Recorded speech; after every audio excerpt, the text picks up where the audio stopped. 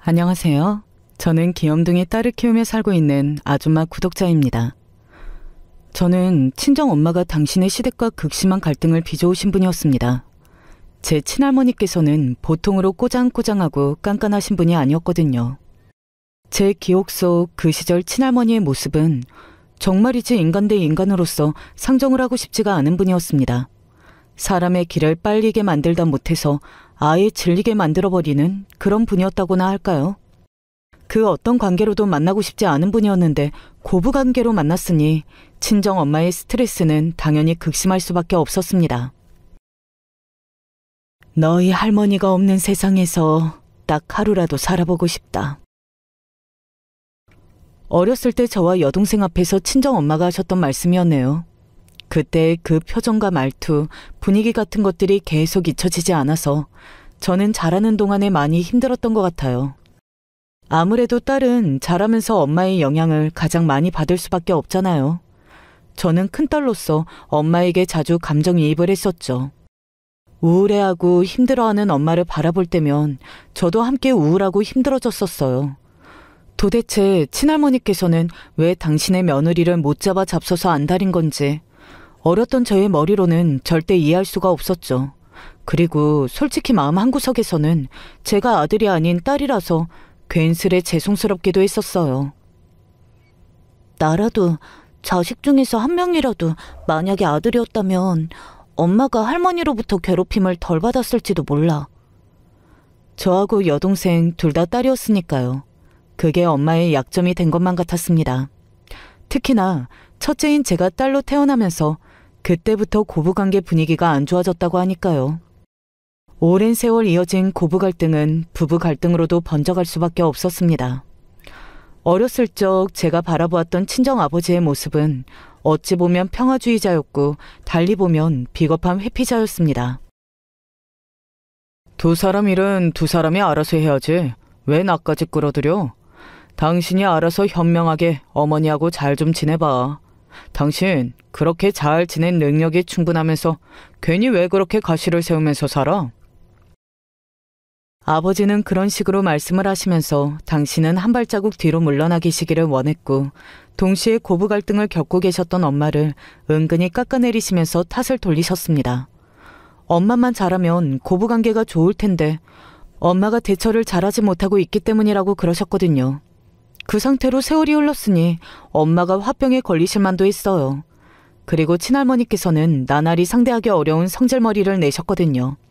아무 관련이 없는 제3자의 눈으로 딱 보기에도 친할머니 쪽이 무조건 이상하고 잘못이 있는 것으로 판단이 될 만큼 말입니다. 그 지경이 되자 솔직히 아버지 입장에서도 이제는 더 이상 엄마에게 탓을 돌리며 나무라실 수 없는 것이었습니다. 엄마는 이제 아버지가 대체 뭐라고 말씀하실지 궁금하셨는데요. 그때 아버지의 입에서 흘러나온 소리가 대단했었죠.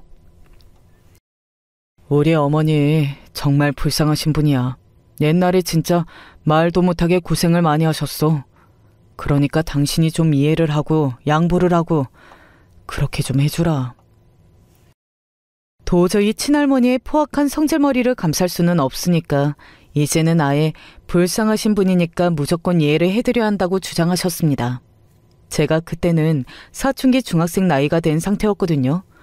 학교에서 이런저런 일들을 겪으면서 사춘기를 지내고 있던 저였는데 아버지의 그 발언을 듣고 나니까 너무 어이가 없어서 학교의 일이고 친구 문제이고 뭐고 다 잊어버리고 아버지와 친할머니를 향한 분노만 남게 됐던 게 기억이 나요. 솔직히 그 무렵에 사춘기랍시고 엄마한테 틱틱대면서 말도 함부로 했었고 싸우기도 했었는데 갑자기 너무 죄송스러워지더라고요. 엄마가 너무 안 됐다는 생각만 들었어요. 아버지마저 그러시면 안 되는 거였잖아요. 제가 그토록 열이 받았는데 당사자인 엄마는 어떠셨겠나요? 지난 세월 비겁하게 회피만 하시면서 맨날 말씀을 두리뭉술하게 하시고 고부 갈등은 심각한 게 아니라 단순한 감정 싸움이라고 치부를 하셨던 아버지였는데 그런 분이 드디어 제대로 입장을 밝히셨건만 그게 바로 친할머니를 무조건적으로 이해해 드려야 한다는 것이었습니다. 최후의 보루가 깨졌습니다. 엄마의 억눌러왔던 화가 폭발하고도 남을 수밖에 없었죠. 그게 당신이 내린 결론이라는 거지? 그래, 잘 알았어. 진작에 내가 당신이 그런 생각을 가지고 있다는 걸 알았어야 했는데 왜 여태까지 자그마한 기대 한 줌이라도 당신에게 품고 있었을까? 이제 알았으니까 나는 당신하고 못 살아. 이혼해. 애들은 내가 데리고 갈 거야. 당신이 대관절 무슨 능력이나 있다고 애들을 키우겠다는 거야? 객기 부리지 마. 이혼하면 당신은 감당 못해. 웃기시네. 애들 어렸을 때 기저귀 한 번을 당신 손으로 갈아줘 봤어? 밖에 나가서 사회생활하고 돈이나 벌어오는 곳으로 모든 것을 퉁쳐버렸던 사람이 바로 당신이잖아. 당신이 애들에 대해서 뭘 알아? 어차피 애들한테는 당신이 있으나 없으나 존재감은 똑같아. 당장 이혼하고 애들 키울 돈이나 다달이 나한테 붙이셔. 중학생, 초등학생 자식이 있는데 설마 그 잘나신 분께서 생활비를 안 보내주실 건 아니겠지? 돈이고 자시고 나는 이혼 못해. 절대 안 해줘. 내가 왜 이혼을 하고 왜 내 새끼들하고 떨어져 살아야 돼? 말도 안 되지. 뭐야? 나는 당신하고 사는 게 지옥이야. 갑갑해서 미치겠다니까? 나는 아니야. 나는 아무렇지도 않은데? 당신이 애들하고 떠나버리면 나만 손해이고 나만 불편하지. 야, 이 천하의 이기적인 놈아. 나랑 이혼하고 너는 너의 그 불쌍히 죽겠는 어머니하고 살면 되잖아. 불쌍한 어머니가 해주시는 따뜻한 밥이나 처먹고 살아. 생각할수록 열받네. 진짜 불쌍한 게 누군데? 설마 당신이 불쌍하다는 거야? 와, 진짜 착각도 유분수다. 당신이 생활비가 없어서 식당 일을 다녔기를 해. 아니면 공장 일을 다녔기를 해. 그것도 아니면 목욕탕 청소 일을 다녔기를 해. 그런 거 한 적 없잖아. 나랑 결혼하고서 어렵게 쪼들려 산 적도 없으면서 호의호식은 다 해놓고 뭐가 불쌍하다는 거야? 그리고 어머니가 워낙 손자를 원하셨던 분이었기 때문에 손녀만 있으니까 그게 두고두고 아쉬워서 그런 심정을 표출 좀 하신 것 가지고 당신은 뭐가 그렇게 불만이었어? 아니 막말로 당신이 아들만 낳았어도 됐을 일이잖아. 당신도 잘못이 아예 없지는 않아. 세상에, 대꾸할 가치도 없다. 가치도 없어. 나는 당신이 이렇게 말을 잘하는지도 오늘 처음 알았네. 하도 나랑 어머니 일에는 입을 조개처럼 다물면서 딴청을 피우고 모르쇠를 해온 세월이 길었잖아. 나는 그래서 지금 당신한테 이런 모든 이야기들을 다 듣게 된 것이 아주 놀랍다. 반드시 이혼해야겠다는 생각이 덕분에 굳혀졌어. 뭐가 됐든 나는 이혼 못 해주겠으니까 당신 혼자 알아서 잘 해보든가. 부모님의 첨예한 갈등 대립은 그때부터였죠. 솔직히 그때 저는 속으로 아버지를 향해 원망으로 엄마를 응원했지만 이혼이라는 두 글자 앞에서 심장이 바닥까지 떨어진 기분이었습니다. 아버지가 계시는 것과 안 계시는 것은 하늘과 땅 차이였으니까요. 부모님의 이혼이라는 것은 살면서 단 한 번도 생각해 본 적이 없었고 낯설고도 무서웠습니다. 이혼 문제는 제가 감히 끼어들 영역이 아닌 것 같더군요. 그래서 가만히 있었는데 친할머니께서는 끼어드셨습니다. 진짜로 이혼할 마음도 없으면서 일부러 그러는 거 누가 모를 줄 아니? 너 같은 거 속이 훤하지? 엄마를 그런 식으로 조롱하셨어요. 엄마의 입장에서는 미치고 팔짝 뛸 노릇이었습니다. 이혼을 하고 싶은데 배우자는 아예 협조를 안 해주고 있었으니 이혼을 하는 방법도 요원한 상황에서 조롱이 들려오는데 이 상황을 타개할 수도 없었으니까요. 열이 잔뜩 오르신 엄마는 아예 친할머니를 안 보고 살겠다고 선언을 한 뒤에 무시를 하셨고요. 아버지하고는 냉전을 이어가셨습니다. 그런데 아버지가 바람을 피우신 게 드러났어요. 아버지가 어떤 다른 여자하고 따로 만나서 밥을 2차례 먹으며 데이트를 즐기셨다는 사실이 정말 우연히 밝혀졌던 건데요. 하다하다가 이제는 바람이야? 다른 건 몰라도 여자 문제로 시끄럽게 할 사람은 아니라고 생각했었는데 그것마저도 내가 너무 순진하고 멍청했구나.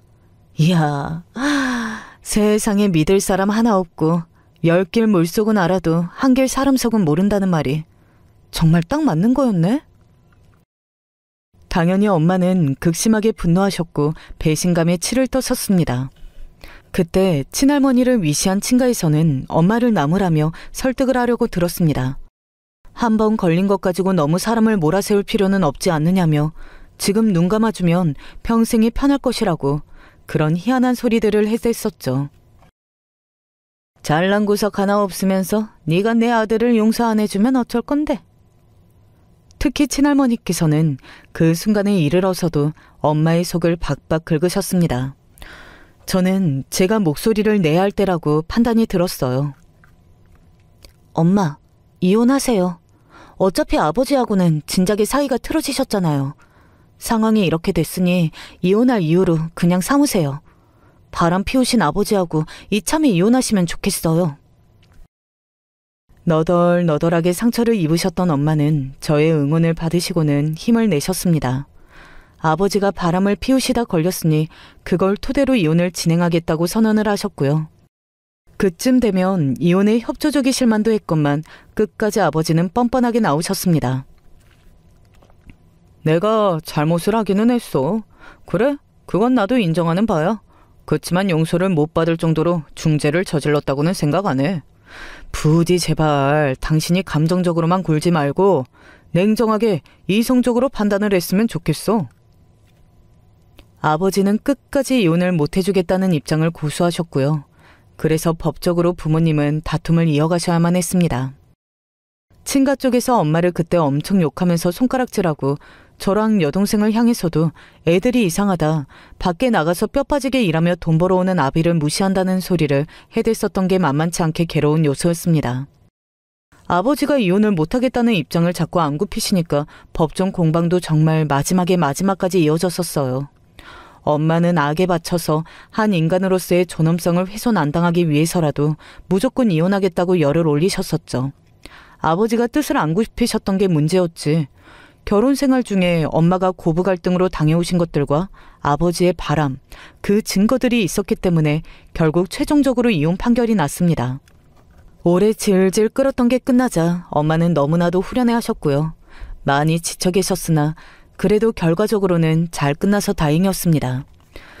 저와 여동생은 엄마하고만 셋이 그렇게 사는 것으로 결정이 났고요. 저는 두 분의 이혼 당시 고등학생이었습니다. 사실 저는 학업적으로 의욕이나 성취가 썩 그렇게 따라주던 아이는 원래 아니었어요. 초등학교 때는 반에서 10손가락 안에 드는 정도였고요. 중학교 때는 반에서 중상위권 정도였었죠. 그냥 보통 수준이었다고 보면 됐는데요. 이혼 다툼으로 엄마가 너무나도 힘들어하시는 모습을 지켜보면서 제가 할 수 있는 게 공부밖에 없었거든요. 고등학생인 내가 열심히 학교 생활을 하고 성적을 올리고 대학을 잘 가는 것보다 더 엄마를 위해드리는 방법이 있을까? 무조건 공부를 해야만 해.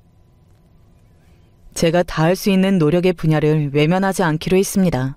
그래서 무작정 학교에서 오래 엉덩이를 붙이고 앉아 있었고요.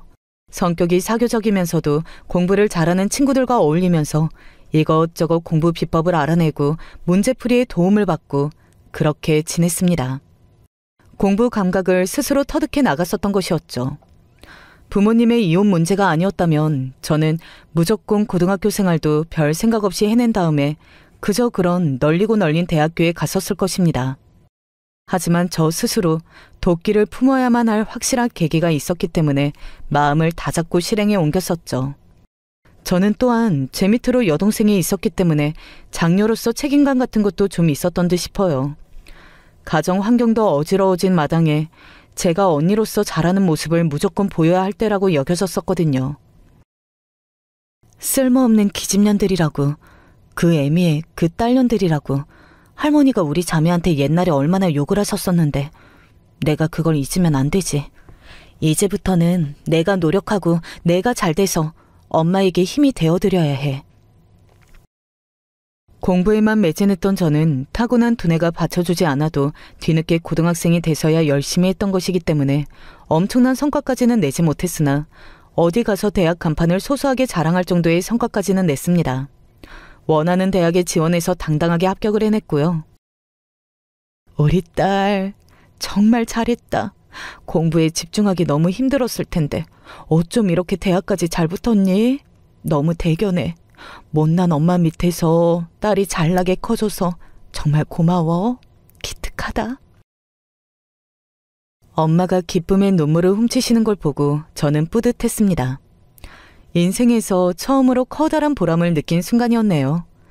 대학에 들어가고 얼마 안 돼서 아버지로부터 연락을 받았습니다. 우리 큰딸, 대학생이 된 걸 축하한다. 용돈 좀 주고 싶어서 연락했는데 얼굴 보고 밥이나 먹자꾸나. 저는 몹시 떨떠름한 심정이었고요. 일단 거절의 말부터 나갔던 것 같아요. 엄마한테는 아버지가 이런저런 이야기를 하셨다고 알려드렸고요. 그러자 엄마가 정말 예상 밖으로 저한테 그냥 아버지가 주시는 용돈을 받으라고 그러시는 거예요. 부부간의 문제였지 부모 자식 간의 문제는 아니었잖아. 괜히 네가 아버지하고 영영 멀어질 필요는 없어. 네? 엄마, 그게 무슨 소리예요. 절대로 분리가 될 수 없는 문제였어요. 엄마가 상처를 받으신 만큼 저희도 똑같이 받았고요. 엄마가 느끼셨던 분노와 배신감, 이런 것들도 자식인 저희가 똑같이 느꼈던 거예요. 저는 단호하게 선을 그었더랬죠. 그러자 엄마는 충분히 저의 주장을 이해해 주셨고요. 그러다가 1년이 지나 제가 대학교 2학년 때였는데 아버지가 또 연락을 주셔서는 용돈 이야기를 꺼내셨습니다. 그래서 저는 따로 용돈을 받고 싶은 생각은 없다며 거절을 했고요. 그때 아버지가 여동생에 대해서 이것저것 물어보셨어요. 고등학생인 여동생이 현재 공부는 잘하고 있는지, 목표로 하는 대학은 어디인지, 이런 것들을 물어보시기에 제가 아는 선에서 대충 알려드렸었죠. 무심하셨던 아버지가 자식의 이모저모에 대해 궁금해하시는 건 처음인 것 같다는 생각이 속으로 들고 있었습니다. 아버지와 그런 연락을 제가 나눈 걸 아신 엄마는 착잡한 얼굴을 하시면서 저한테 그냥 용돈을 받으라고 하셨어요. 따로 네가 용돈이라도 챙겨야 낫지 않겠니? 네 아버지가 솔직히 이상적이고 좋은 아버지와는 거리가 있던 사람이었잖아. 대학생이라 네가 돈 들어갈 때도 많은데 아버지한테서 용돈이라도 따로 받아내면 너만 이득이고 좋은 일이야. 그렇게라도 아버지 노릇을 조금이나마 하도록 그렇게 네가 돌아. 그리고 너는 받을 자격이 당연히 넘쳐. 엄마가 그렇게까지 말씀을 하시니 그냥 아버지한테 제가 연락을 드려서 용돈을 받고 싶다고 얘기를 꺼냈습니다. 그러자 아버지가 용돈을 송금해 주셨는데 그걸 확인하고 나니까 제 속은 약간은 후련했고 엄마의 말씀을 따르길 잘했다고 바로 생각이 들더라고요. 제가 자존심을 내세우며 부려봤자 돈을 안 받아봤자 저만 손해이지 싶었습니다. 원래도 아버지가 사회적 위치는 괜찮으신 분이었는데요. 엄마하고 기나긴 이혼 다툼으로 끝내신 이후에 더욱 사회적으로 잘 나가고 계셨더라고요. 그걸 알고 나니까 용돈을 달라고 말씀을 드리길 잘했다 싶어서 마음도 편안했고요. 한편으로는 아버지가 바람을 피우셨으나 사회생활에는 조금도 지장이 없었다는 점에서 권선징악이니 사필귀정이니 하는 그런 건 현실에 없는 건가 싶어서 묘하게 입맛이 쓰기도 했었습니다. 저나 여동생이나 둘 다 함께 딸이라서 그런지 부모님의 문제를 바라보는 시각이 원체 이심전심이었어요. 똑같이 엄마 편이었고요. 둘 다 엄마를 위해서라도 성실하고 착한 딸이 되고자 노력하며 마음 먹었던 것도 동일했었죠. 그런데 제가 고등학교 때 공부에만 집중을 하느라 미처 몰랐던 부분인데 4살 아래의 여동생은 당시에 많이 외로웠었나 보더라고요. 사춘기 때 혼자 심적으로 많이 방황했던 것을 제가 나중에야 알았었네요. 그래도 나쁜 쪽으로 엇나가지 않았던 게 기특합니다. 저와 여동생은 똑같은 가정 환경 속에서 자란 자매였으나 성인이 돼서는 생각하는 지점이 갈렸는데요. 저는 제 부모님을 보고 자랐고 어떤 결말을 맞이했는지 다 봐서 그랬던 것인지 결혼에 대한 환상이 아예 없었어요. 연애는 열린 마음으로 할 수 있을지언정 결혼이라는 부분에 있어서는 보수적으로 고개를 갸웃하며 신중해졌습니다. 하지만 여동생은 결혼에 대해서 상당히 마음이 진작 열려 있었어요. 저보다 4살 어리다 보니까 아무래도 더 어린 나이에 가정 안의 문제들을 마주하고 겪었던 여동생이었는데요. 그러면서 애정 결핍을 좀 가지게 된 것 같아요. 엄마는 상황에 벅차고 힘들어하셨으며 저는 제가 할 수 있는 길을 찾아서 노력을 하고 있었으니 여동생은 엄마나 저에게 기대면서 응석을 부릴 엄두를 내지 못한 채로 속으로만 외로워하고 있었나 보더라고요. 기댈 수 있는 누군가, 의지할 수 있는 누군가를 여동생은 필요로 하고 있었고 본인이 화목한 가정을 일구어서 직접 못 누려본 이상적인 가정의 모습을 실현하고자 했었죠. 아, 참고로 여동생은 인지도가 거의 없는 대학교에 갔었습니다. 경기도의 한적한 동네에 붙어있는 대학이었는데요. 거기서 2학년 때 복학생하고 눈이 맞아 연애를 하게 됐었죠. 제가 웬만해서는 여동생한테 참견이고 간섭이고 전혀 안 했던 언니였는데요. 거의 처음으로 여동생이 대학교 3학년이었을 때 진지하게 잔소리를 했었어요. 슬슬 취업 걱정을 해야 하지 않겠어? 대외 활동 뭐 어떤 거라고 있는데. 자격증은 저번에 따느니 마느니 소리만 들었던 것 같은데 어떻게 됐어? 아직도 결정 못 내렸고 잘 모르겠으면 내가 골라줄게. 너는 내가 추천해준 대로만 따라서 공부하고 자격증 따면 되니까 그 정도는 할 수 있지? 대학 이름이 부족한 만큼 다른 걸로 열심히 보충해야 돼. 지금도 벌써 약간은 늦었어. 얼른 서둘러야지. 저는 의욕적으로 진지하게 조언을 해준 것이었는데 그때 여동생이 보인 시큰둥한 반응에 놀랐고 조금 실망을 하기도 했었어요. 그때 저는 일을 다니고 있었는데요. 원래는 졸업을 하고서 제법 괜찮은 직장에 갈 수도 있었지만 고민 끝에 훨씬 더 좋은 더 직장이지만 정직원이 아니라 인턴으로 입사를 하는 쪽으로 선택을 했어요. 좋은 직장에서 인턴으로나마 일을 한 경력을 쌓으면 정식 취업 때 써먹을 수 있었고 더욱 욕심을 냈던 부분은 대기업의 직장 문화를 체험해보고 싶었습니다. 정석으로 체계적인 것이 어떤 모습인지 제가 먼저 배워두고 싶더라고요. 저는 그렇게 제 나름으로 큰 그림을 머릿속으로 그린 것이었고 멀리 내다보고 천천히 성장해갈 계획이었습니다. 구체적이게 노선을 정하고 단계별로 실행을 해가는 저와 완전히 상반되었던 게 바로 여동생이었어요. 단순히 설명을 하자면 되는 대로 상황이 그저 닥치는 대로 딱 그냥 그렇게만 사는 걸 선호하였죠. 여동생은 멀리 내다보고 미리 계획을 짜는 걸 피곤해했습니다. 1년 뒤 미래는 생각 안 하고 당장의 오늘만 바라보았죠. 서로 장단점이 있었어요. 저는 틀에 박혀 있었고 여동생은 자유로웠습니다. 성격도 저는 생각을 굉장히 많이 하면서 진지하게 계산기를 두드려댔으나 여동생은 심각하게 고민하는 걸 싫어했고 약간 느긋했습니다. 대신에 저는 대비와 대책이라는 게 항상 있었고 여동생은 아무런 대비도 그에 따른 대책도 없었죠. 감정적으로만 고민을 하는 게 다였고 현실적인 문제에 대해선 생각하지 않았으며 긴장감이라는 게 없었어요. 대학 졸업도 하기 전에 연애에만 빠져서 거기에 온 정신을 다 쏟았고 인생을 그렇게 흘러가게 둬도 된다는 식으로 여동생은 행동을 했었고요. 그걸 진작에 꿰뚫어보지 못하고 다잡아주지 못했던 저의 실책이었죠. 여동생은 제가 하도 취업 잔소리를 하자 집에 돈이 넉넉하게 있지는 못해도 여차하면 아버지라는 믿는 구석이 있는데 본인이 그렇게까지 빡빡하게 살고 싶지 않다고 했습니다. 그러자 제가 발끈했고 엄마도 거의 비슷한 반응이셨어요. 아버지한테 손을 벌리는 것까지는 자식으로서 그럴 수 있고 문제가 없지만 전적으로 기댈 생각을 하면서 자기 발전도 안 이루고 그렇게 태만하게 잘 자세를 갖는 것은 용납할 수 없다고 보셨습니다. 그렇게 되면 엄마의 입장에서는 너무나도 속이 상하시는 일이었으니까요. 아버지 때문에 온갖 마음고생을 다 하셨던 엄마인데 그걸 알면서도 자식으로서 아버지한테 기댄다느니 계획 없이 나태하게 살면서 그 모습을 아버지와 친가 식구들에게 보인다느니 그럴 수는 없는 것이었습니다. 그렇게 엄마와 제가 강한 주장을 펼치자 여동생은 의기소침해하는 모습을 보였었죠. 그러더니 기어이 취업 준비가 전혀 안 된 채로 졸업 시기가 다가오자 아예 결혼을 일찍 하겠다는 말을 해왔습니다. 23살짜리 입에서 결혼 이야기가 나온 것에 저는 귀를 의심했습니다. 결혼할 상대가 있어서 지금 그러냐고 물었더니 있다고 하더군요. 2학년 때 처음 만난 복학생하고 진지한 관계로 발전했다고 그랬습니다. 저는 무조건 안 된다며 반대했고 엄마가 아시면 기함하실 일이니까 아예 엄마한테는 말씀을 드리지 않고 그냥 여동생이 조용히 정신 차리고 그 복학생과 헤어지면 될 일이라고 말을 해줬습니다.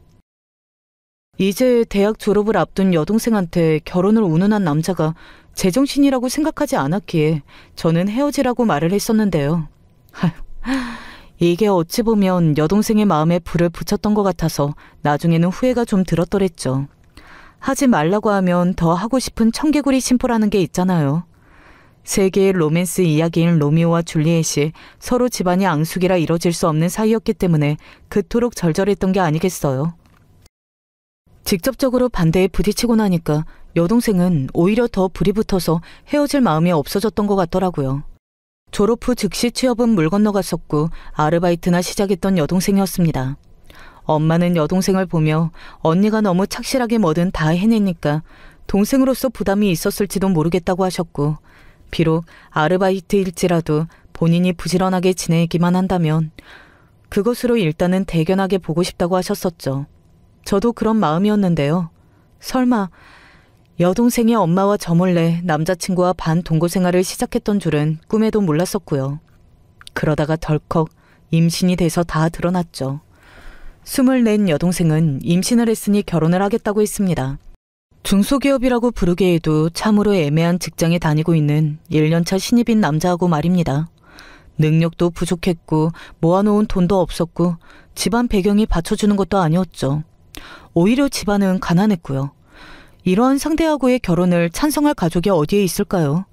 그때까지 저는 이를 악문다는 심정으로 열심히 살아왔는데 여동생이 그런 사고를 쳐버리니까 갑자기 제 노력이 빛이 바래는 것 같았고 정말 허무하더라고요. 여동생은 임신을 했으니 당연히 결혼해야 하는 거라고 주장했으나 그럼에도 엄마와 저는 내키지가 않았습니다. 꽃다운 나이 24살인데 아직 사회적 기반도 전혀 못 다진 상태에서 임신 때문에 무작정 결혼을 한다는 상황이 너무 기가 막혔던 것이죠. 복학생 신분으로 제 여동생을 먼저 꼬셨었고 외로움을 잘 타는 여동생을 간파하고 온갖 감언이설만 늘어놓으며 현혹시켰던 그놈은 남자답지도 못했습니다. 비난이 무서워서 슬그머니 여동생 뒤로 숨었고 그러면서도 결혼 허락은 받아내고 싶어 했었죠. 돈이 어디에 있어서 결혼을 한다고 그러냐고, 설마 아버지한테 손 벌려서 결혼 자금 다 받아낼 작정이었다면 진심으로 실망이라고 제가 여동생에게 신랄한 일침을 날렸습니다. 그랬더니 여동생이 발끈하면서 절대 그건 아니라고 했어요. 나도 그동안 언니를 보면서 아무것도 못 느꼈던 건 아니야. 나도 내 인생 스스로 꾸려나가고 개척하고 그렇게 아버지한테도 보란듯이 멋지게 살고 싶은 생각이 왜 없었겠어? 그래서 최소한 결혼할 거니까 지원 좀 해달라고 부탁을 아버지한테 할 생각은 추워도 없어. 내가 알아서 할 거야. 나는 대학 졸업한 성인이잖아.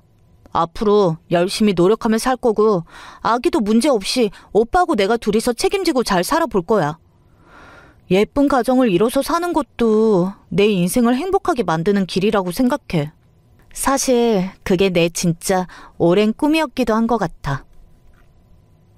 아직 세상 물정을 모르는 여동생이었으나 그 말 맞다나 대학까지 나온 성인이라는 건 사실이었죠. 본인이 그렇게까지 말하는데 더 이상 그 뜻을 꺾을 수는 없었습니다. 결국 여동생은 그놈하고 혼인신고를 멋대로 마친 채 작은 원룸에서 신혼생활을 시작했어요. 결혼식도 필요 없고 그저 진정한 애정과 신뢰만 있다면 그게 바로 의미가 있는 것이라고 하더군요. 제가 여동생에 대해서 참 모르는 언니였다는 생각이 들어서 그때 제가 마음이 많이 힘들었더랬죠. 앞으로 어떻게 되려나 싶었고 그저 막막하면서 한숨이 나왔습니다. 엄마는 끙끙 앓으시며 들어 누우신 상태였었고요. 그럼에도 자식 이기는 부모 없다는 심정으로 여동생을 보듬으실 준비를 엄마는 서서히 하고 계셨어요. 여동생이 출산을 하기 전에 신혼집도 다른 곳으로 마련을 해주고 이것저것 도와줘야 하지 않겠냐고 엄마가 저에게 조심스레 말씀을 꺼내셨을 때 저도 고개가 끄덕여졌었고요. 하지만 이게 웬일인가요?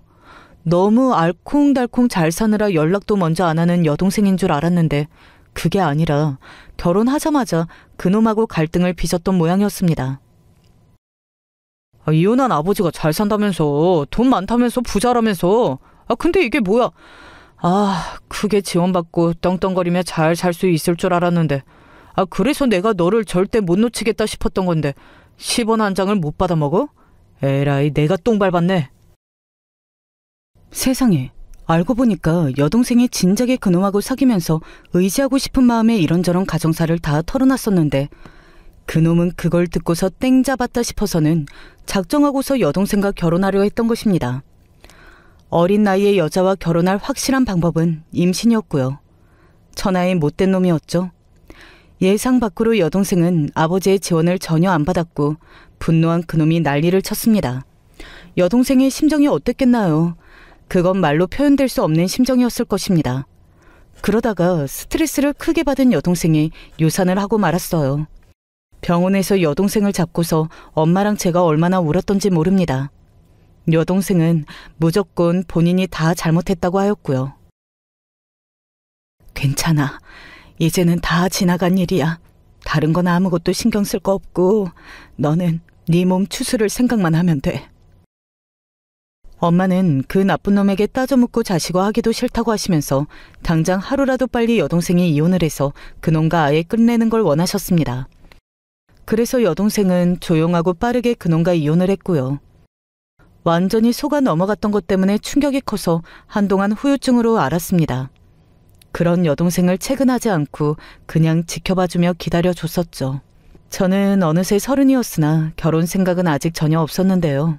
주변에서 결혼 이야기를 많이 꺼냈었지만 마음이 조급하지 않아서 그런가 별 생각이 안 들었던 것 같아요.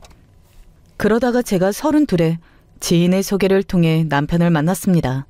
사실 남편은 제가 대학교 재학 시절에 동기의 손에 이끌려 나갔던 단체 미팅 자리에서 처음 만났었던 사이였어요. 그러나 그때 남편하고 이뤄지지 않았었고 하루만 딱 그 자리에서 스쳤던 인연인데 다시 마주쳤을 때 뭔가 기시감이 들었던 거예요. 그건 남편도 마찬가지였고 과거를 더듬어 보다가 미팅 자리에서 만났었던 것을 깨닫게 되었답니다. 신기하더라고요.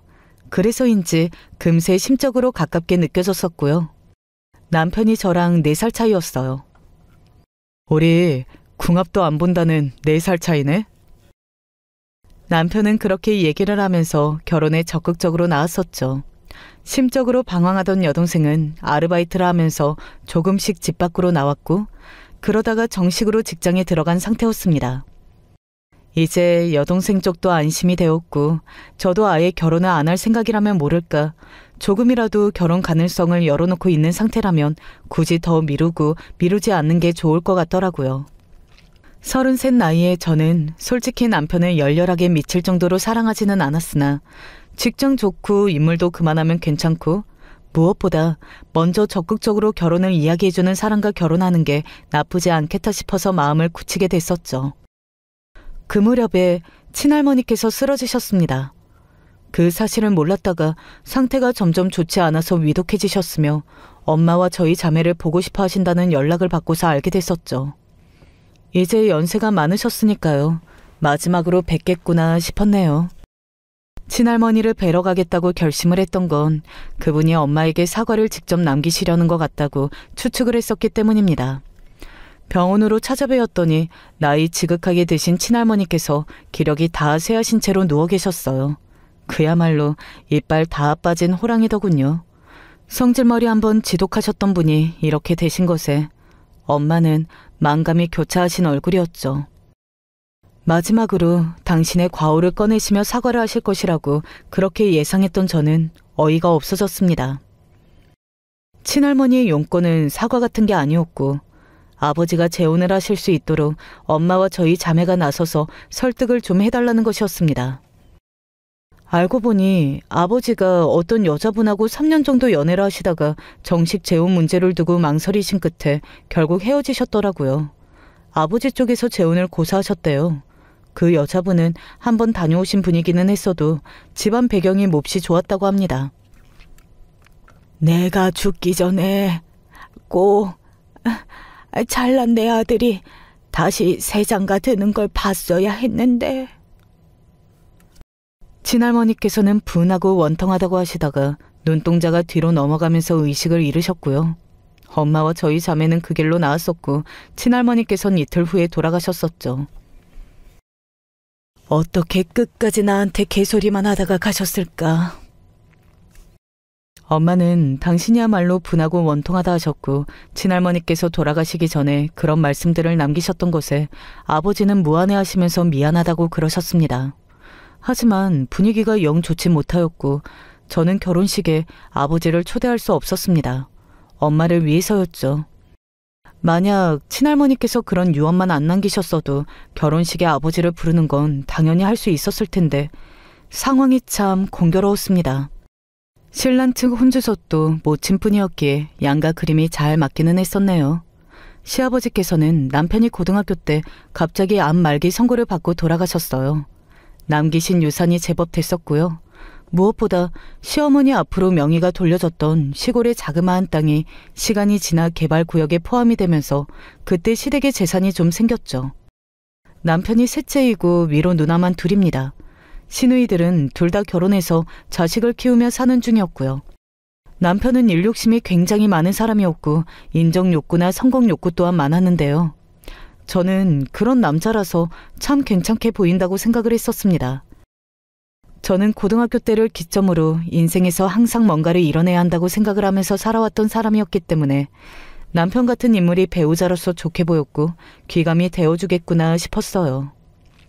남편의 그런 면모들을 제가 강점으로 봐준 게 남편 입장에서는 크게 인정을 받은 기분이라 남자로서 체면이 크게 섰고 직장 내 생활이나 돌아가는 것들을 저도 잘 알기 때문에 남편이 일 이야기를 하면 다 알아듣고서 공감을 하고 제 의견을 내주기도 하고 이런 것들이 남편은 무척 즐거웠던 모양이었어요. 사실 시어머니께서 저를 썩 그렇게 탐탁치 않아 하시는 게 처음부터 제 눈에는 보였었거든요. 나는 내 아들이라서 하는 얘기가 아니라 진짜로 객관적으로 정말 너무나도 괜찮은 신랑감이다 보니까 오만 아가씨들이 다 탐을 내는 신랑감이 바로 내 아들이기 때문에 좀 더 번듯하고 그럴싸하게 대단한 인물이 내 며느리로 들어올 줄 알았는데 어떻게 겨우 이런 수준의 며느리를 내가 맞이하게 되었을까. 이거 참 너무 의외라서 오히려 놀랍지도 않고 헛웃음만 나오네. 시어머니께서 초장부터 제 면전에 대고 그렇게 주절주절 대셨기 때문에 제가 청각에 문제가 있는 것도 아닌데 당연히 저에 대한 평가가 어떤지 정확하게 알 수 있었죠. 하지만 남편의 뜻이 워낙 확고했고 저도 마음을 굳혔고 시어머니께서 못마땅해 하시기만 할 뿐 반대하시겠다고 아예 나서신 것도 아니었으므로 제가 그 순간에 결혼을 없는다거나 하는 쪽으로 머리가 안 돌아갔었던 것 같아요. 돌이켜보면 친할머니 같은 악독한 분을 제가 봐왔기 때문에 시어머니 정도는 아무렇지 않았던 건가 봅니다. 제가 자산가인 아버지를 두었다고 하면 사실 저에 대한 평가는 확 달라졌었겠죠. 하지만 저는 그 사실을 드러내지 않았습니다. 저 자신이 그렇게 객관적으로 못난 조건이라고 여기지도 않았었던 데다가 여동생이 결혼으로 겪었던 일이 있었기 때문에 그 생각이 자꾸만 나서 아버지가 자산가라는 걸 섣불리 못 밝히겠더라고요. 그런 배경 없이 결혼하고 싶었어요. 저는 제가 남편하고 서로 잘 만난 짝이라고 생각했었습니다. 잘 맞는 구석이 확실하게 있었고 목표 지향적인 게 같았으니까요. 그것만으로도 결혼할 짝을 잘 고른 거라고 생각했었고 가족을 포함해 주변의 평가도 그랬었습니다. 하지만 여동생의 결혼 때만 보더라도 무슨 일이든 뚜껑을 열어봐야 그 안을 알 수 있는 법인 겁니다. 결혼은 남편이라는 사람과 했으나 시어머니라는 존재가 함께 딸려왔는데 정말 만만치가 않았습니다. 시댁과 신혼집은 차로 40분 정도 떨어진 거리였는데 양쪽 위치에서 다 갈 법한 위치에 쇼핑몰이 있었거든요. 거기에 입점한 대형 브런치 카페에서 시어머니께서는 허구한 날 지인들과 모임을 가지셨습니다. 그 카페의 점장이 지인들 중 한 명의 조카였거든요. 지인들과 앉아서 무슨 얘기를 하겠나요? 태반이 자식들 얘기에 며느리 험담 같은 것들이었죠. 우리 모임 사람들이 나더러 하는 소리가 며느리보다 아들이 너무 잘났는데 괜찮냐고 그러더라. 나더러 대인배래. 맨날 거기서 무슨 이야기를 하시다가 온 건지 저한테 자꾸 그런 말씀을 전하셨었죠. 쇼핑몰에 마트도 있었기 때문에 장을 보러 갔다가 제가 우연히 시어머니의 모임 현장을 직접 발견했었고 저절로 고개를 저었었고요. 제가 생각지도 못하게 퇴사를 하게 된 이후로 시어머니께서는 저를 더 못마땅하게 보셨습니다. 직장에서 큰 건수가 터졌었고 저는 억울하게 휘말린 입장이었으며 스트레스로 몸도 안 좋았기 때문에 퇴사를 할 수밖에 없었거든요. 가뜩이나 내 아들만 월등했는데 네가 더욱 격차를 벌리는구나. 백수라니. 제가 몇 년 동안 너무 일을 힘들게 다녔었기 때문에 이참에 좀 쉬고자 하는 게 있었어요. 몸이 안 좋아서 생리도 들쑥날쑥할 정도였거든요. 당연히 임신도 안 되고 있었고 남편도 저더러 푹 쉬라고 해주었습니다. 그런데 시어머니 혼자서 열이 올라 난리였죠. 저는 한 귀로 듣고 흘려버리며 지내고 있었는데 남편이 임원으로 파격 승진을 앞두게 되자 시어머니께서 헛소리를 하셨습니다. 내가 암만 생각해도 말이야, 내 아들이 불쌍해서 안 되겠다. 너희들 결혼한다고 했을 적에 내가 아무 생각 없이 허락을 해줬던 게 어찌나 두고두고 후회가 되던지. 이제라도 내가 바로 잡아야겠어. 네? 어머님, 그게 무슨 말씀이세요? 저를 내치시겠다는 소리로 들리는데요. 늙어 빠져서 애도 못 가지는 게 말은 잘 알아들어서 다행이구나. 내가 단도직입적으로 말하마. 내 아들하고 갈라서라. 이혼해. 멀쩡히 잘 살고 있는 부부를 갈라놓으시겠다고요? 저보다 더 나은 며느리를 들이시려고요? 단순히 그것 때문에요? 멀쩡히 잘 살기는 뭘 잘 살아.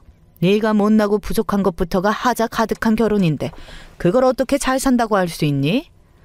갈수록 아주 그냥 내가 지인들 보기에도 창피하고 민망해서 견딜 수가 없다. 예, 나도 그럴싸한 며느리 데리고 좀 살아보자.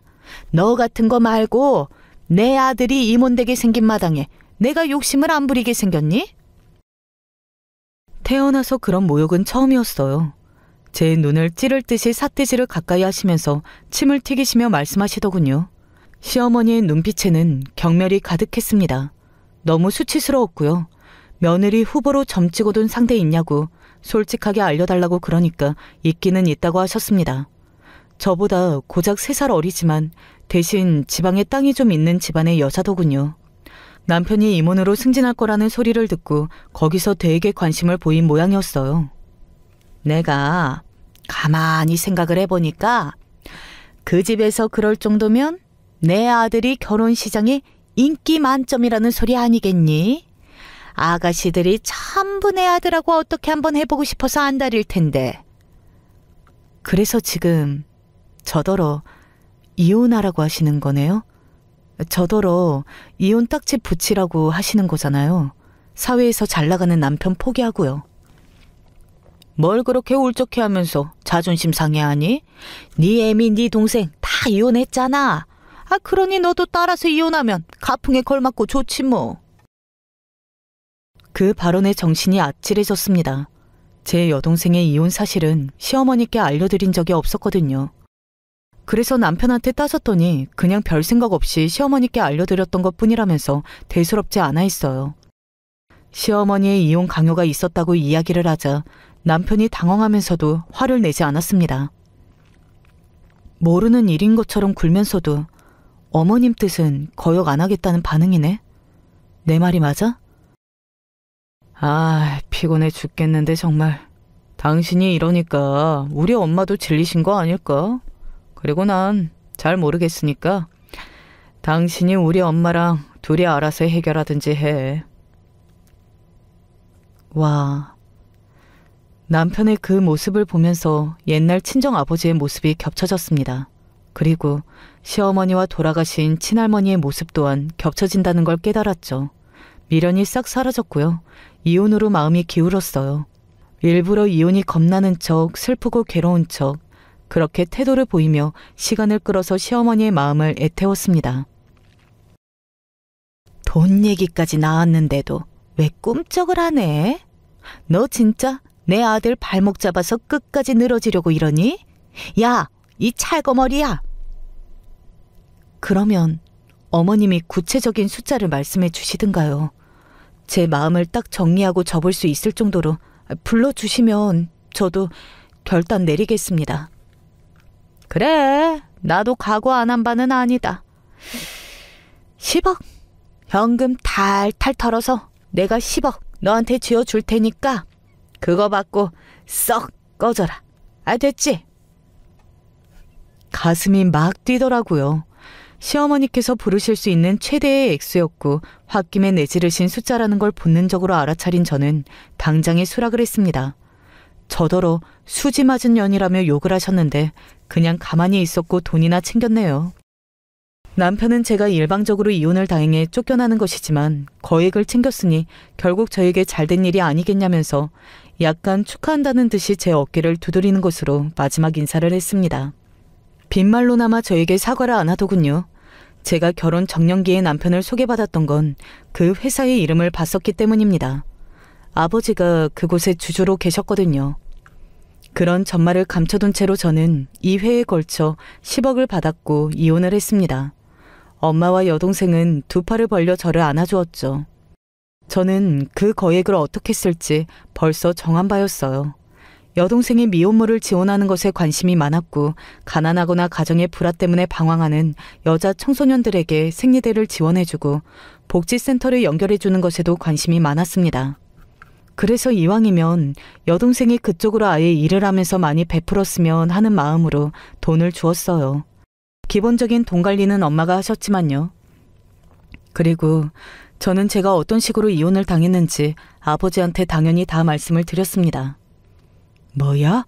그렇다면 내가 도저히 가만히 있을 수야 없지.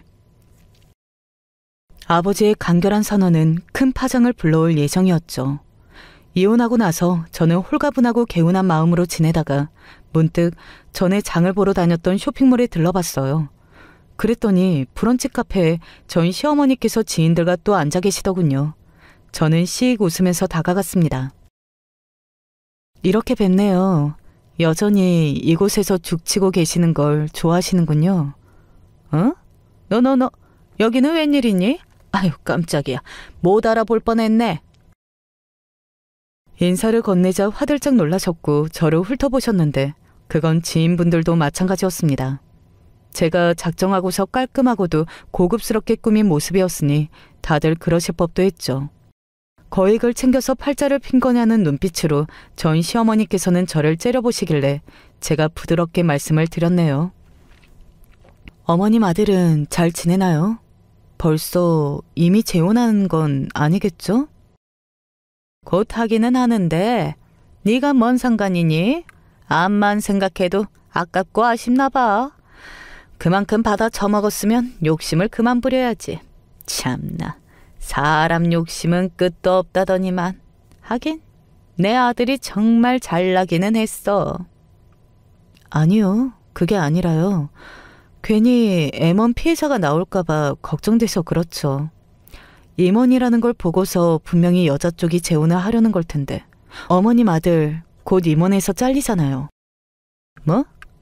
그게 무슨 헛소리야? 너 미쳤니? 아, 모르셨죠? 그 회사 최대 주주가 제 친정 아버지세요. 뭐가 어쩐다고? 친정 아버지? 결혼식에도 안 왔던? 네. 그때는 사정이 있어서 제 결혼식에는 못 오셨는데요.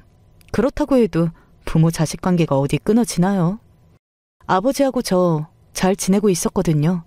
사위가 다니는 회사의 최대 주주로 계시는 걸 아버지도 무척 좋아하셨어요. 그런데 제가 이혼을 했으니 감상이 많이 달라지신 모양이더라고요. 아무튼 다시 뵈어서 반가웠습니다. 저는 이만 가볼게요. 저는 싱긋 웃으며 몸을 돌렸고 제 등 뒤로 전 시어머니의 거친 숨소리가 들렸으며 그 지인들이 놀라서 수근거리는 소리도 들렸죠. 전 시어머니, 그분이 뒤늦게 상황 파악을 마치시고 저한테 얘기 좀 하자면서 오열을 시작하셨으나 저는 이미 걸음을 꽤 옮긴 뒤였고 다시 뒤돌아볼 생각 따위는 없었답니다. 여동생은 봉사활동을 하다가 좋은 짝을 만났고요. 덕분에 저도 제부를 통해서 새로운 인연을 소개받아 만날 수 있었답니다. 귀여운 딸 하나 낳고서 단란한 가정을 꾸렸네요. 그리고 전 남편은 본인이 너무 성공 욕구가 강해서 과욕을 부리며 요행을 부리다가 그게 결정적으로 화근이 되어 임원직에서 잘렸던 것이었는데요. 타격이 너무 컸는지 쉽게 재개하지 못했다는 후문이에요. 당연히 당시에 준비하고 있었던 재혼은 엎어졌었고요. 그 이후로도 별다른 소식은 없는 걸로 보아 일도 결혼도 다 안 되고 있는 듯 싶습니다. 전 시어머니 쪽의 현황이 솔직히 궁금하기는 한데 굳이 따로 알아보지 않는 게 낫겠죠? 사람이 너무 착하면 여러모로 손해를 본다는 것을 들어오긴 했지만 사실 살면서 그렇게 완전 순백으로 착한 사람이 어디 많이 있겠나요. 극히 평범한 사람들 간의 눈치 싸움과 그리고 아주 극단적으로 나쁘거나 좋은 사람들 간에 생기는 마찰 정도라고만 봤어요. 왜냐면 제가 요즘 이 말을 아주 많이 되새기고 있고 저희 남편을 생각하면 이 비유를 떼놓을 수가 없거든요. 그러고 보니 저희 남편은 꽤 착한 편에 속하는 사람이긴 해요. 매번 사람들에게 아쉬운 소리를 하지 않고 그냥 속으로 꾹꾹 눌러 참는 스타일이에요. 저랑 연애할 때에도 다소 성격이 있는 저에 비해서 남편은 좀 온순한 편이었으니까요. 그렇다 보니 저도 은근히 남편이 다 들어주는 입장인 걸 알고 그때는 많이 응석을 부려대고 제멋대로 주장도 꽤 했던 것 같아요. 하지만 결혼해서 살아보니 그게 결코 좋은 부분은 아니더라고요. 제 뜻을 다 맞춰주고 따라와주는 것은 좋지만 이런 구석이 꼭 저한테만 한해서 있는 것은 아니었어요. 일을 할 때에도 자기한테 다소 난폭하게 구는 상사라든지 밑에서 우습게 보고 무시하는 직원들한테도 크게 말 한마디를 못하고 매번 스트레스를 받기만 했었으니 말이에요. 저희에게는 툭하면 시비를 걸어오는 무리가 또 하나 있었으니 바로 서방님과 아가씨였답니다. 우리 남편은 장남으로 태어났고 아주 온순하고 유한 성격의 어머님을 닮아 그런지 형제들에게도 참 잘해주는 오빠이자 형이었어요. 그런 성격을 잘 아는 이 남매들은 맨날 아쉬운 게 있으면 이 사람한테 부탁을 해왔었고요. 남편은 저 같은 여자를 만나서 그나마 조금 벗어나긴 했지만 그전엔 완전히 자기 동생들 좋은 일들만 해주었더라고요. 남편은 결혼하고 좀 지나서 저한테 처음으로 고백을 한 일이 있는데 그 말을 들으니까 왠지 좀 짠했어요. 현주야, 나는 결혼하고 나서 행복이 뭔지 알 것 같아.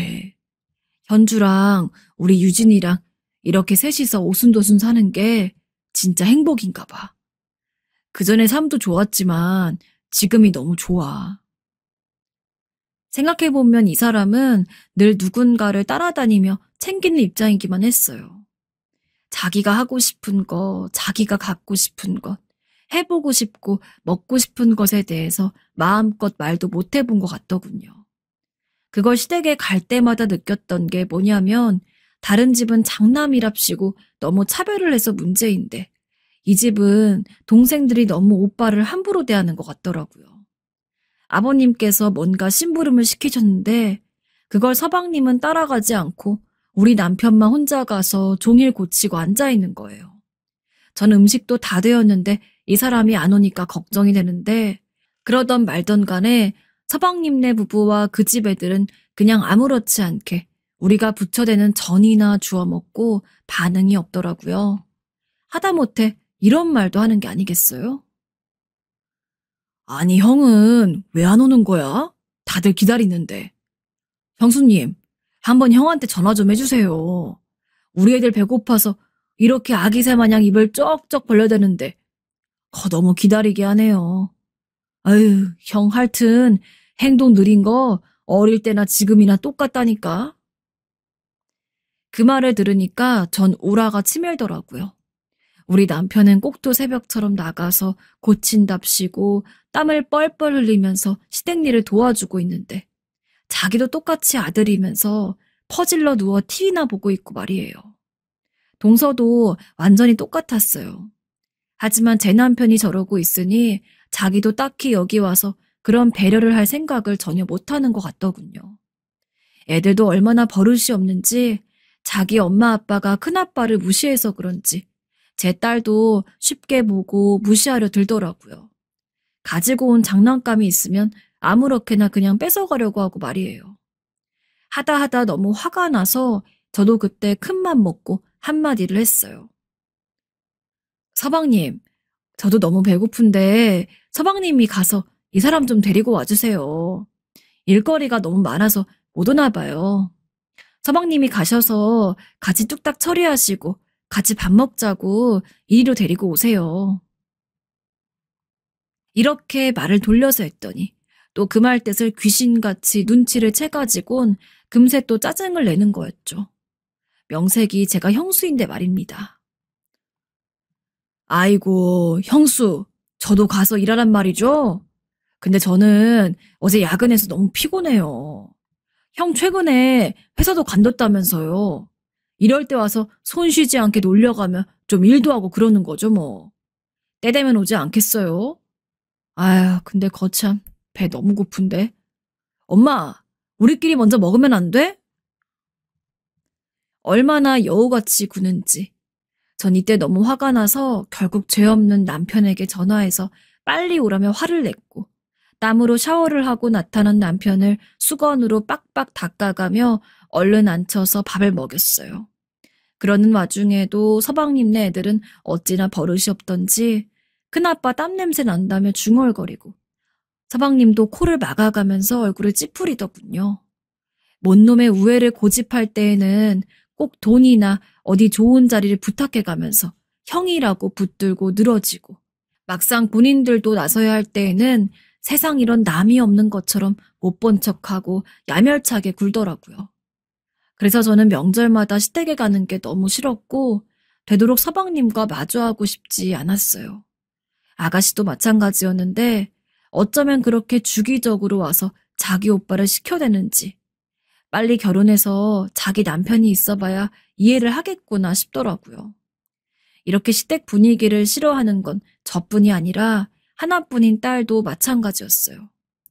어느 날은 딸도 이렇게 말을 하는데 내 참 어린애가 봐도 이런 게 다 보였나 봅니다. 엄마, 나는 할머니네 가기 싫어. 외할머니네가 더 좋아.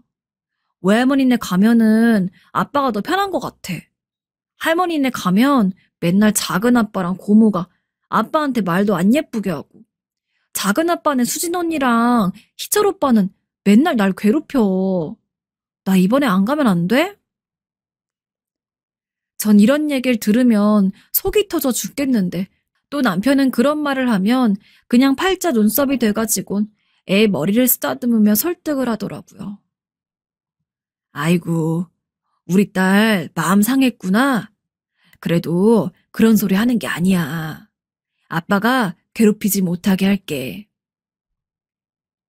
자기 딸도 자기처럼 맨날 저렇게 속이 다 타고 애간장이 녹아나도록 살게 할 건지 전 그렇게 키우고 싶진 않아서 또 남편과 대립하게 되기도 했어요. 그러면 남편은 단 한 번도 저한테 짜증내거나 소리내지 않고 그냥 허허거리면서 당신이 이해해달라, 이번만 봐달라 하면서 넘어가더라고요. 일이 쓰고 보니 진짜 사람 좋게 다 받아주던 건 정작 제가 아니었나 싶기도 하네요. 아무리 화가 나도 저 사람이 그렇게 눈가에 주름이 자글자글하게 잡히도록 웃으면서 눈썹이 팔자 모양으로 변하면 왠지 측은한 거예요. 뭔가 미워할 수가 없달까? 안쓰럽고 짠하게 느껴지는 구석이 있었어요. 제가 이렇게 남편을 애틋하게 생각하고 평소 답답해하면서도 결국 챙기는 건 이유가 있어요.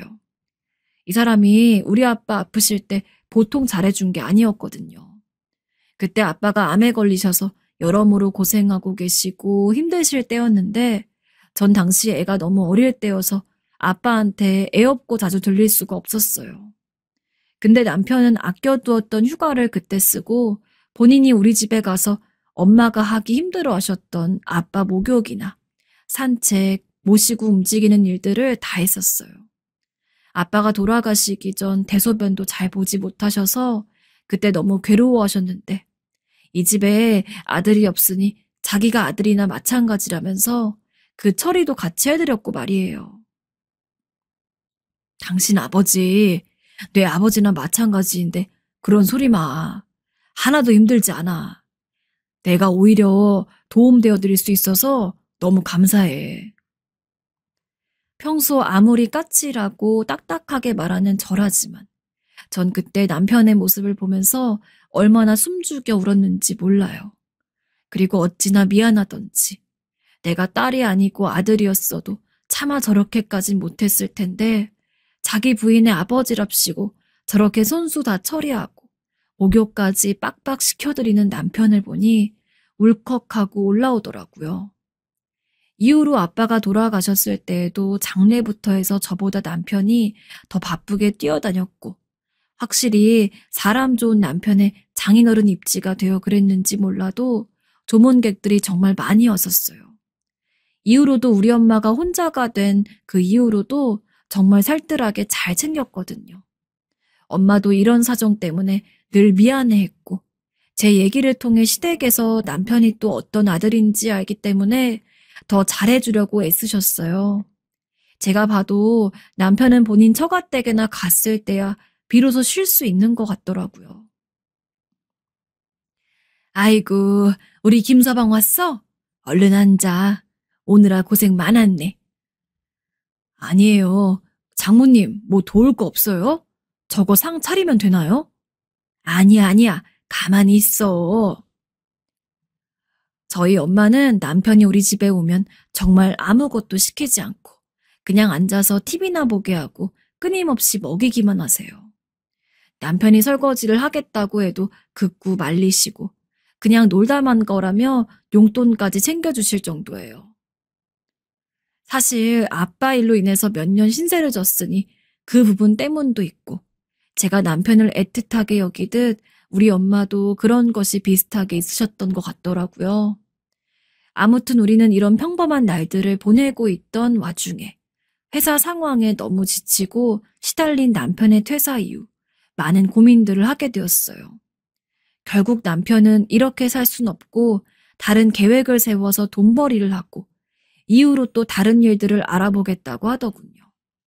그렇게 해서 저에게 털어놓은 계획이 호프집이었는데 일단 저도 그리 받아들여서 같이 운영을 하게 되었어요. 부부가 같이 달려들어서 할 수 있는 일이기도 했고 일단 동네 장사이고 남편도 사람들과 사근사근하게 잘 지내는 편에다가 먹고 얘기하는 것도 좋아하니 여러모로 이게 좀 더 맞겠다 싶었거든요. 물론 이걸 최종 돈벌이로 생각하긴 어려울 것 같았고 일단 당장 필요한 생활비나 근근히 살아가는 입장에서 중간 다리로 이용한 뒤 나중에 다른 프랜차이즈 사업이나 별도의 일들을 고민해 보겠다고 하더군요. 사업이라는 게 마음처럼 안 되고 더 힘들 거란 생각이 들긴 했지만 저나 남편도 어릴 적에 각종 알바를 다 해보면서 치열한 20대를 지내서 그런지 그럭저럭 도전해 볼 만하다고 생각했어요. 여기저기 교육도 받고 우리처럼 호프집이나 다른 식당을 차려 운영하고 있는 사람들에게 조언도 받아서 드디어 열게 되었습니다. 근데 다들 축하해 주긴 했는데 이런 상황에도 시댁에선 얼마나 말이 많았는지 몰라요. 정확히 말하자면 서방님으로부터 잔소리가 무척 많았는데요. 아니, 요즘 같은 때 누가 요식업을 해? 말아먹기 딱 좋은 걸. 시대 흐름을 읽어야지 형은.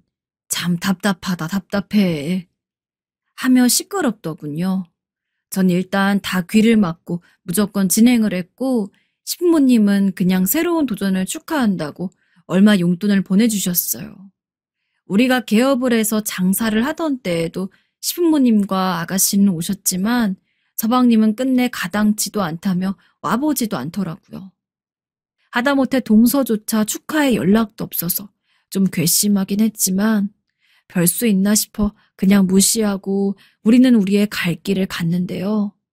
솔직히 그렇게 마음에 안 들고 얄미운 서방님이었지만 지나고 보니 서방님의 말이 틀린 건 아니었구나 싶게 이 일이 무척이나 어렵게 가게 되더라고요. 초반에는 딱히 나쁜 상태의 매출은 아니었는데 호프집을 열고서 8개월이 되어갈 무렵에 갑작스레 코로나가 터지게 된 것이에요. 우리가 이때 가게를 열 때 빚을 많이 얻어 시작한 건 아니라서 다른 곳들보다는 부담이 좀 덜한 편이긴 했지만 어쨌든 팔이 날리는 가게 상황을 보고 있으니 마음이 너무 힘들더군요. 매일 그렇게 비어있는 공간을 보고 뉴스에는 무섭고 갑갑한 내용들만 나오고 있으니 자영업자의 입장에서는 정말 답이 안 나왔어요. 아무리 우리가 힘든 게 아니라지만 각 가정마다 들이닥친 이 재난은 견디기가 힘들더군요. 오죽 힘들었으면 저도 그때 그만 이런 말을 했지 뭐예요. 남편은 듣고 그냥 아무 말도 안 하더라고요. 그때 서방님 말을 들을 걸 그랬나? 이렇게 힘들 줄 알았다면 가게를 안 열었을 텐데 말이야. 어떻게 하면 좋아. 이때 유독 어두워지는 남편 얼굴을 보니 괜히 제가 기를 더 죽인 것 같아서 바로 후회했지만 나날이 갈수록 빈 장소로 이어지는 시간은 길어지고 우리뿐 아니라 주변 상인들의 불만과 애환도 길어지고 있는 시기에 갑자기 어떤 시커먼 그림자가 우리 집에 들어오게 되었어요. 전 한 번도 남편과 관련해서 이런 일이 닥칠 거라고 생각해 보지 않았고 그런 일이 있다고 해도 몸이 약해서 맨날 지병을 달고 사는 나한테나 있을 거라고 여겼거든요. 그런데 그런 말도 안 되는 일이 남편에게 일어나 버리게 된 것입니다. 늦은 저녁 몸에 기운이 너무 없어서 남편 보고 먼저 가게에 가보라고 했는데 이후에 옷을 챙겨 입고 아이를 엄마에게 맡겨두고 가게를 열어본 순간 전 기절할 듯 몸이 틀어졌고 스스로 의식도 못한 채 소리를 빽빽 질러대고 있었어요. 이런 일이 일어날 수도 일어나서도 안 되는데 전 눈앞에서 어마어마한 광경을 보게 되어 버렸습니다. 여보, 여보! 바로 남편이 그 가게 안쪽에서 말도 안 되는 형태로 발견이 된 겁니다. 이미 제가 발견한 것은 늦어버린 것인지 아무리 울면서 붙잡고 끌어내리려고 발버둥을 쳐도 이상한 예감이 느껴졌어요. 내가 여기서 별 발버둥을 치고 누굴 데려온다고 해도 왠지 소용이 없을 것 같은 그런 느낌 말이에요. 이날 제 앞에 펼쳐진 풍경은 아직도 믿을 수 없지만 남편이 홀로 극단적인 선택을 한 광경이었어요. 전날 밤 같이 김치찌개에 밥을 비벼 먹으면서 어찌되었건 우리에게 뭐던 방법은 있을 거라고 전 평범하게 말을 했었어요. 우리한테 아직 희망이 있을 거야. 어떻게든 먹고 살 방법을 찾아보자. 낙담하지 말고. 알았지? 하지만 남편은 그래 한마디뿐 별말이 없었어요. 남편이 이 무렵쯤 계속 얼굴이 어두웠기에 스스로 또 너무 많은 짐을 지고 있는 것 같아서 좀 신경 쓰이더라고요. 그래도 다시 아침이면 아자아자하고 기운을 북돋아 주려던 사람이었는데 왜 난데없이 이런 모습으로 발견이 된 건지 전 이해를 할 수가 없었어요. 겨우 정신이 들어 그 길로 저희 친정엄마며 시댁에 알렸어요. 이후의 소식은 그 안에서 다 알려지게 된 것인지 아가씨나 서방님 등 모두에게 전달이 되었더군요. 아니, 오빠가 왜 이렇게 된 거예요? 도대체 왜? 오빠 아니 이렇게 허망하게 가면 어떡해? 아가씨는 악 소리를 질러가며 오열을 했고 전 울 수도 없이 그렇게 멍청하게 서서 그대로 장례까지 치르게 되었어요. 하나밖에 없는 딸에게 이 상황을 설명하면서도 설명하는 내내 계속 토할 것 같은 아픔이 치밀어 결국 말을 한 번도 제대로 끝마치지 못했어요. 몇 번이나 말을 하다 끊기고 딸도 울고 그렇게 둘이 부둥켜 안으면서 남편을 떠올리고 누구 하나가 또 울음을 터뜨리면 다른 하나는 얼굴을 파묻고 고개를 못 드는 그런 흐름만 쭉 반복되었어요. 수일이 지났지만 전 호프집도 제대로 정리를 하지 못하고 넋이 반쯤 나간 여자처럼 그렇게 지내고 있었습니다. 나중에 어머니가 집으로 오신다고 하셔서 겨우 기운을 냈고 아버님과 어머님도 집에 오셔서 그냥 말없이 앉아 계실 뿐. 두 분 다 장례식에서 풀지 못했던 슬픔을 이 집에 오셔서 겨우 내려놓으시는 것 같더군요. 두 분 다 말씀이 많은 분들은 아니었지만 처음 나 품에 안아봤을 자식이 생활고에 시달려 스스로 목숨을 끊었다는 것에 얼마나 한이 맺히실지 자식을 잃은 부모의 마음은 또 감히 상상할 수가 없었어요. 저도 가까스로 기운을 차려 안방에서 남편의 흔적들을 좀 몇 가지 정리해서 드리려고 하는데 매번 잘 입고 있던 그 단벌 조끼 안에 뭐가 많이 들어있더군요. 영수증들도 있었는데 전 이런 것조차 남편의 흔적이 남은 것 같아서 버리기가 힘들었어요. 눈물이 시큰하게 올라오는 걸 참고 있는데 웬 꼬깃하게 접힌 쪽지가 있더라고요. 이건 뭔가 싶어서 펼쳐보았는데 그 내용을 눈을 대강 훑은 저는 믿을 수가 없어서 다시 몇 번이나 읽어 내려갔어요. 솔직히 정말 거짓말을 좀 보태자면 거의 20번은 넘게 반복해서 보았던 것 같아요. 한번 훑어보았을 때 충격이 너무 거세서 설마 하는 마음에 제발 아니기를 하면서 꾸역꾸역 로봇처럼 억지로 시선을 내려가며 아주 천천히 읽었는데요. 만약 이 쪽지가 여기 있지 않았더라면 우리 남편은 얼마나 더 억울하게 묻혀 있었을지. 점점 반복해서 읽을수록 가슴에 피가 여기저기 맺히는 느낌이 들었어요. 여보, 나야 정말 미안해. 우선 미안하단 말을 당신에게 꼭 하고 싶어. 사실 당신한테 말하지 못한 게 있었어. 동생이 사정이 안 좋다 해서 아파트를 담보로 해 거래를 했는데 갚지 못해서 집을 날리고 말았어. 우리 전 재산이라 할 수 있는 이 아파트를 당신 허락도 없이 미안해. 그저 당신과 우리 자식에게 너무 미안할 뿐이야. 이런 중요한 얘기를 저에게 털어놓지 않았다는 것이 너무 철렁하고 화가 나기도 했지만 그 대상에 대해 알게 되고 더 피가 거꾸로 솟았어요. 그건 바로 다름 아닌 이렇게 우리 경제적인 사정이 안 좋다는 것을 아주 잘 알고 있으면서도 뭔 호프집을 차리냐며 조롱에 댔던 서방님이었습니다. 무려 아파트를 담보로 해서 거래를 했고 형의 전 재산이나 마찬가지인 것을 알면서도 제대로 갚지를 않아서 다 날아가게 된 수준이 되어버렸더군요. 졸지에 우리는 남편도 잃고 집도 쫓겨나게 된 상황이 되어버렸기에 이걸 그냥 두고 볼 수가 없었어요. 말하기도 너무 절망스럽고 자기 동생과도 말이 더 이상 안 통하는 것을 누구보다 더 잘 알았을 남편이었을 텐데요. 그래서 그 무게를 견디기 힘들어서 저렇게 목숨을 끊었나 싶더군요. 가게랑 관련된 부분은 제가 관리를 하고 있었기 때문에 사실 남편이 크게 부담을 느낄 만한 부분이 없을 텐데 혹시 우울증이라도 앓고 있어서 저렇게 힘들었던 건가 별 생각들을 다 하고 있었어요. 근데 이 종이들 내용을 보고 있자니 그제서 감이 오더군요. 일단 이날 뒤늦게 서방님네 부부와 아가씨가 찾아왔는데 다들 너무 분간이 안 될 정도로 엉엉 울고 있어서 저도 딱히 말할 타이밍을 찾지 못했어요. 사실 언제 날을 잡아서 진지하게 해야 될 것 같은데 그날이 이날은 아닌 것 같아서 넘긴 것 뿐이었어요.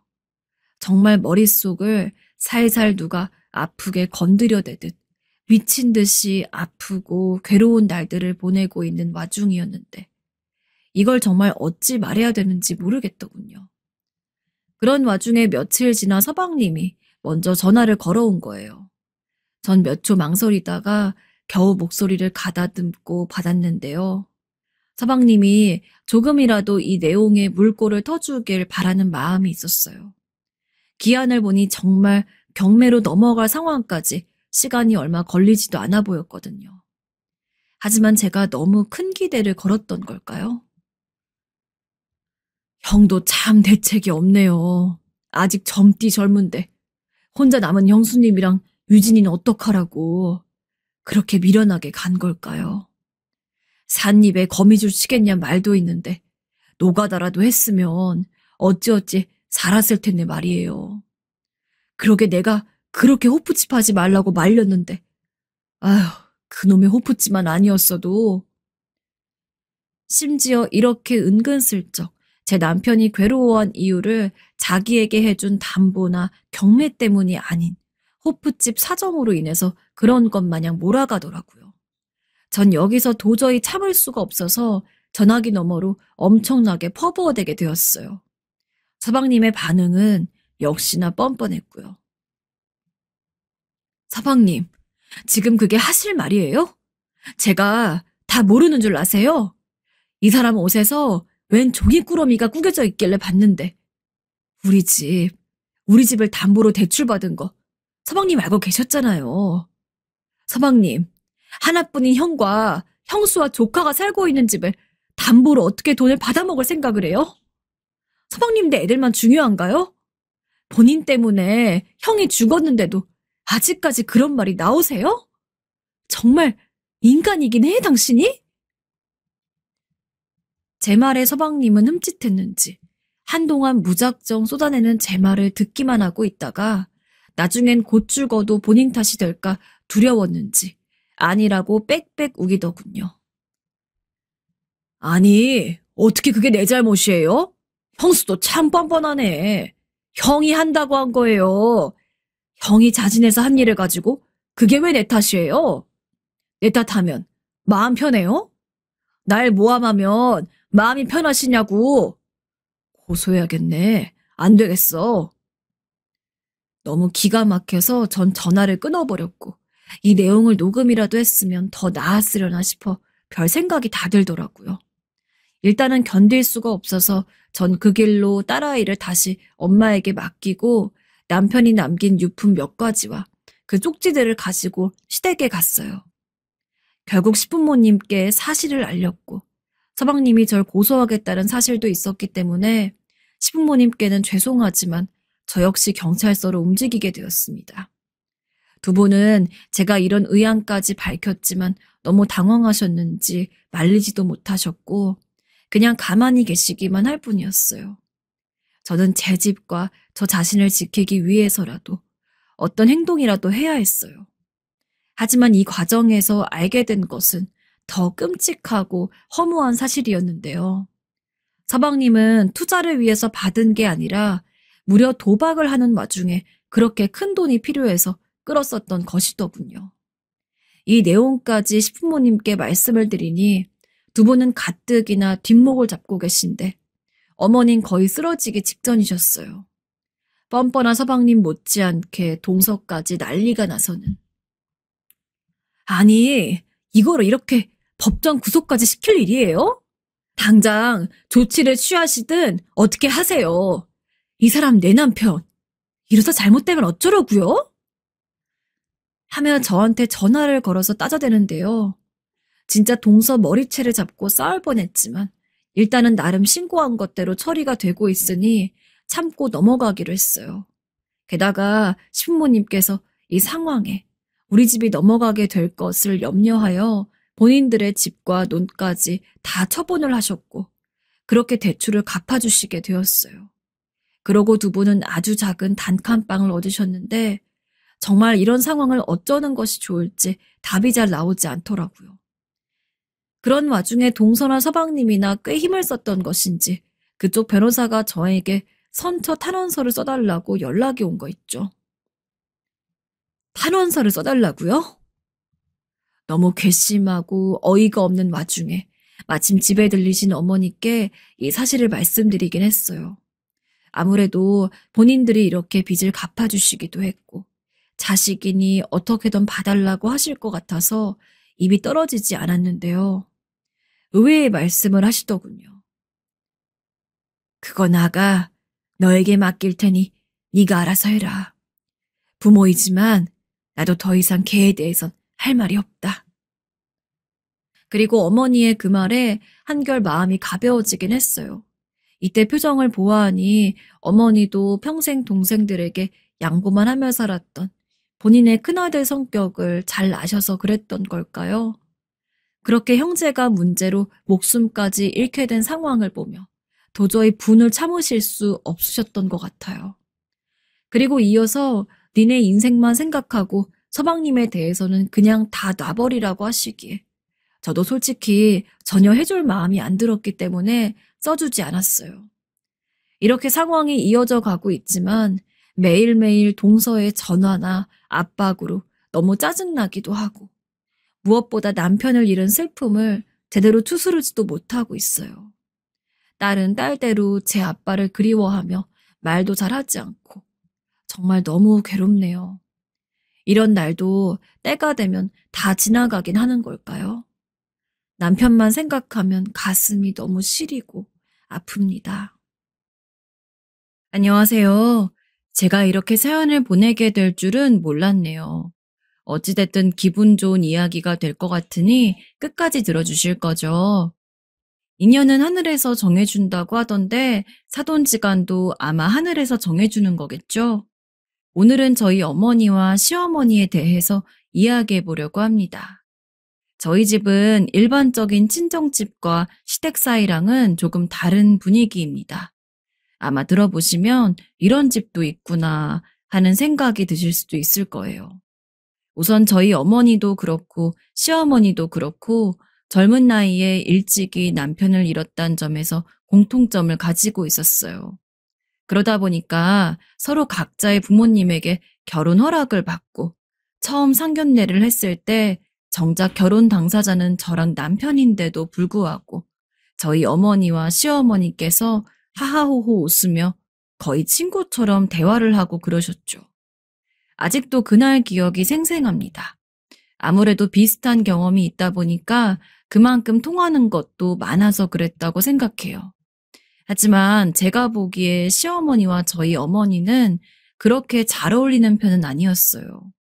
그냥 단순히 사돈 관계이기 때문에, 가족보다는 공적인 관계에 가깝기 때문에 그렇게 얘기하는 게 아닙니다.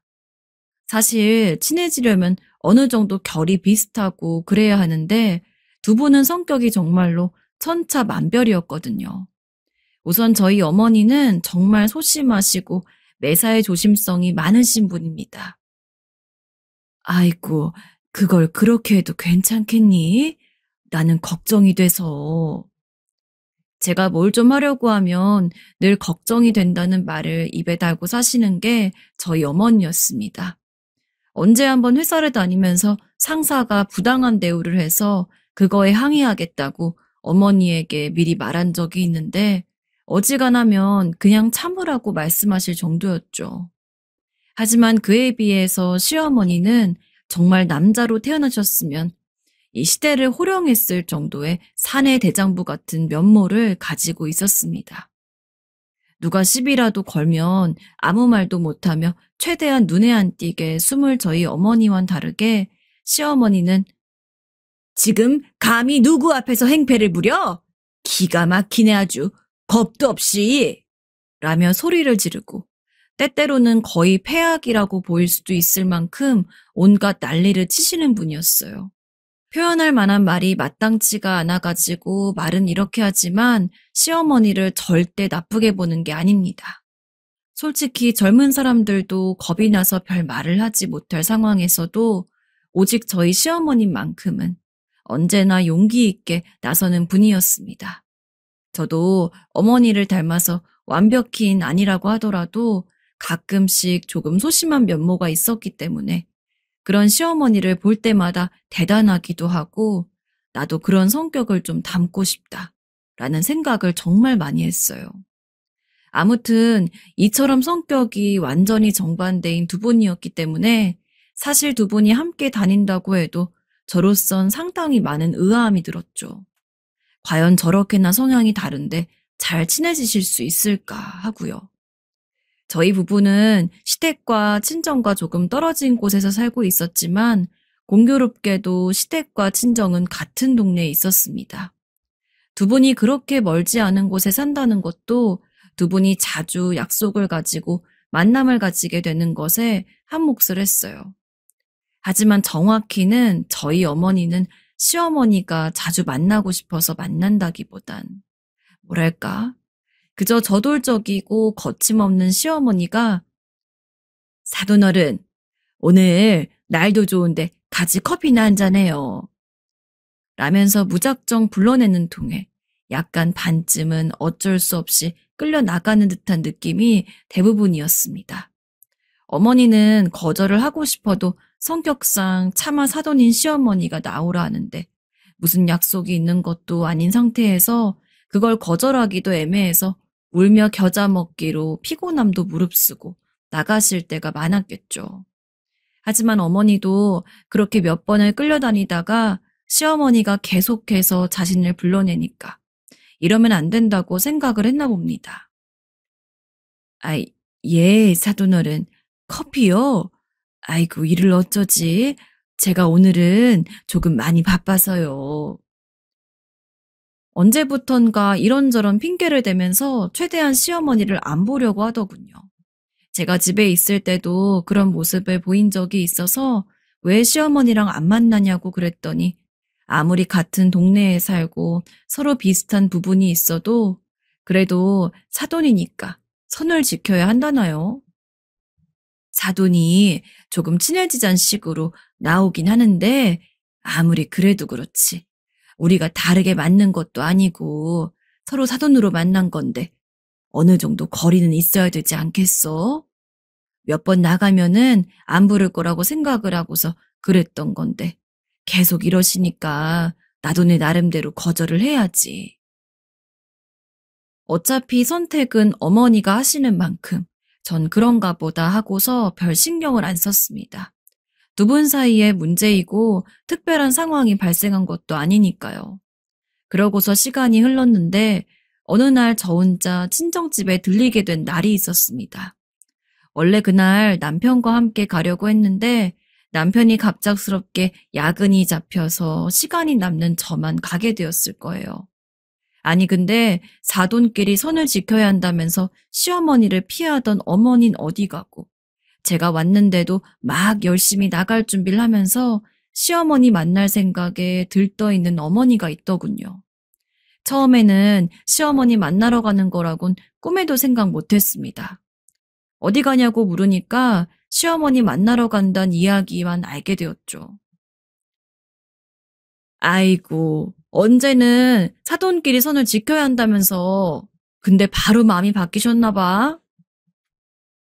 제가 너무 웃겨가지고 그렇게 장난을 쳤더니 어머니가 헛기침을 하면서 아니, 나도 그렇게 생각했는데 막상 사돈이랑 계속 만나다 보니까 인간적으로 참 괜찮은 사람이고 또 따져보니까 사돈끼리 친하면 이래저래 도움될 일도 많고 좋지 않겠어?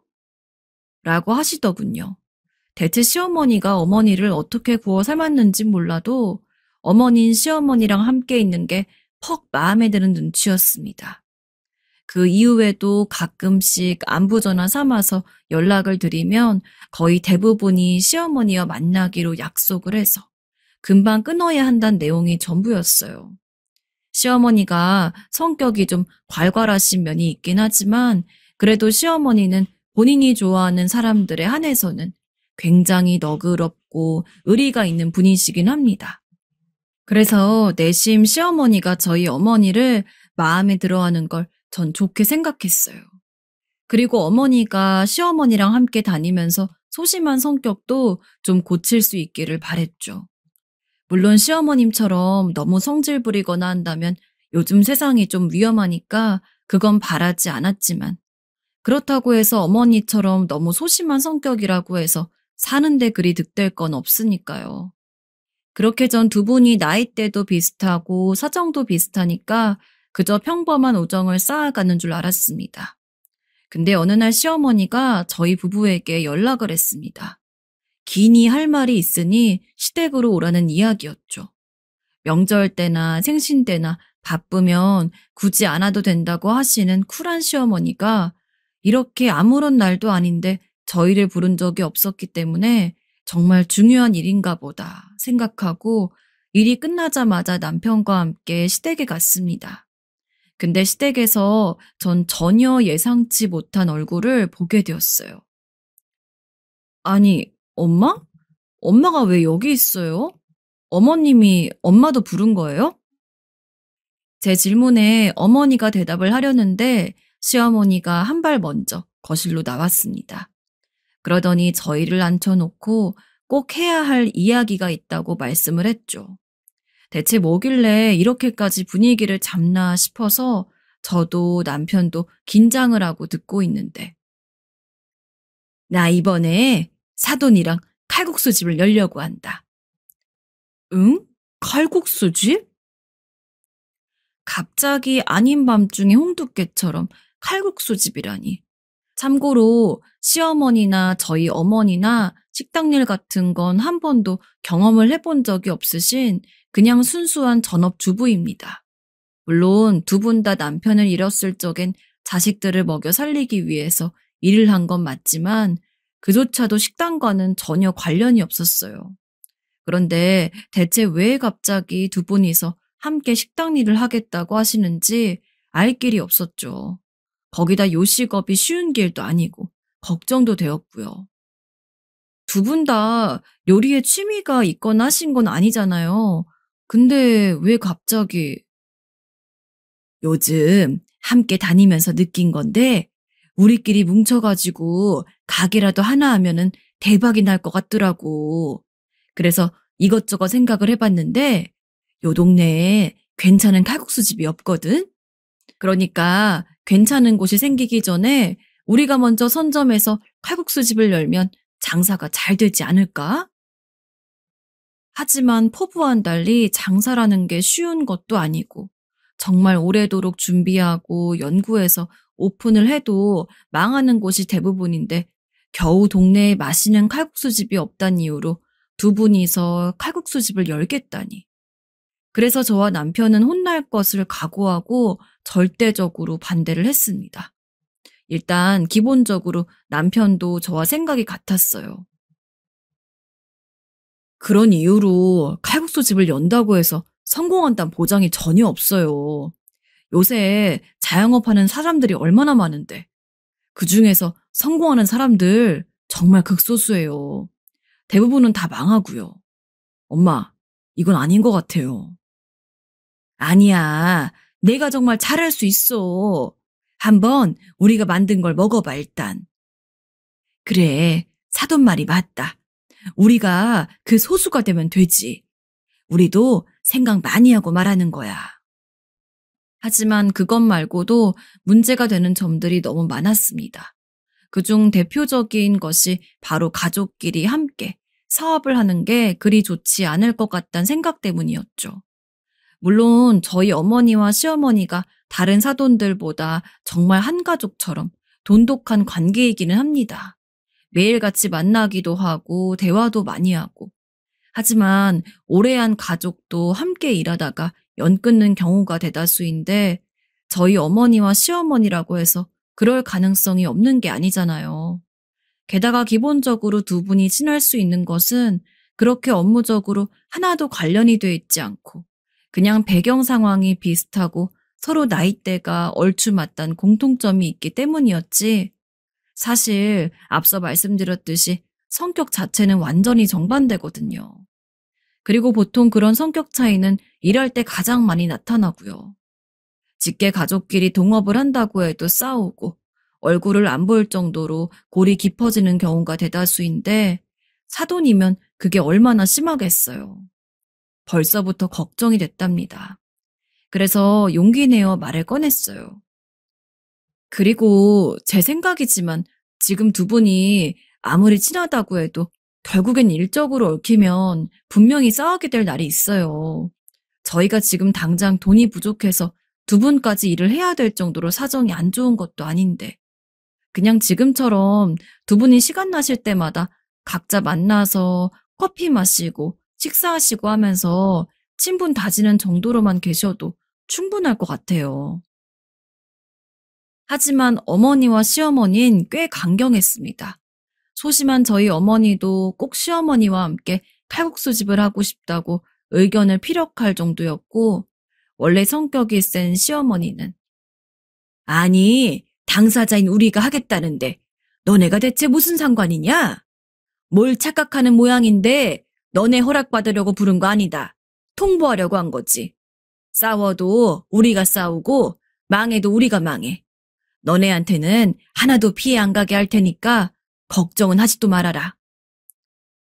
라면서 결국엔 저희 반대도 무시하고 칼국수집을 열기 위해서 이런저런 정보를 모으기 시작했습니다. 아휴, 어떡하지. 시어머니가 저렇게 나오니 말릴 방도도 없고. 그러니까 말이야. 아니 갑자기 엄마가 왜 장사바람이 불어서는. 할 수 있는 건 없었지만 그렇다고 해서 두 분만 그냥 그대로 놔두기에도 불안했기 때문에 저와 남편이 시간이 되는 대로 두 분을 지켜보았어요. 근데 비록 처음 칼국수집을 생각하게 된 계기는 조금 허술하고 터무니없다고 할지라도 막상 정말로 칼국수 집을 준비하는 두 분의 모습을 보니 생각보다 엄청 진지하더라고요.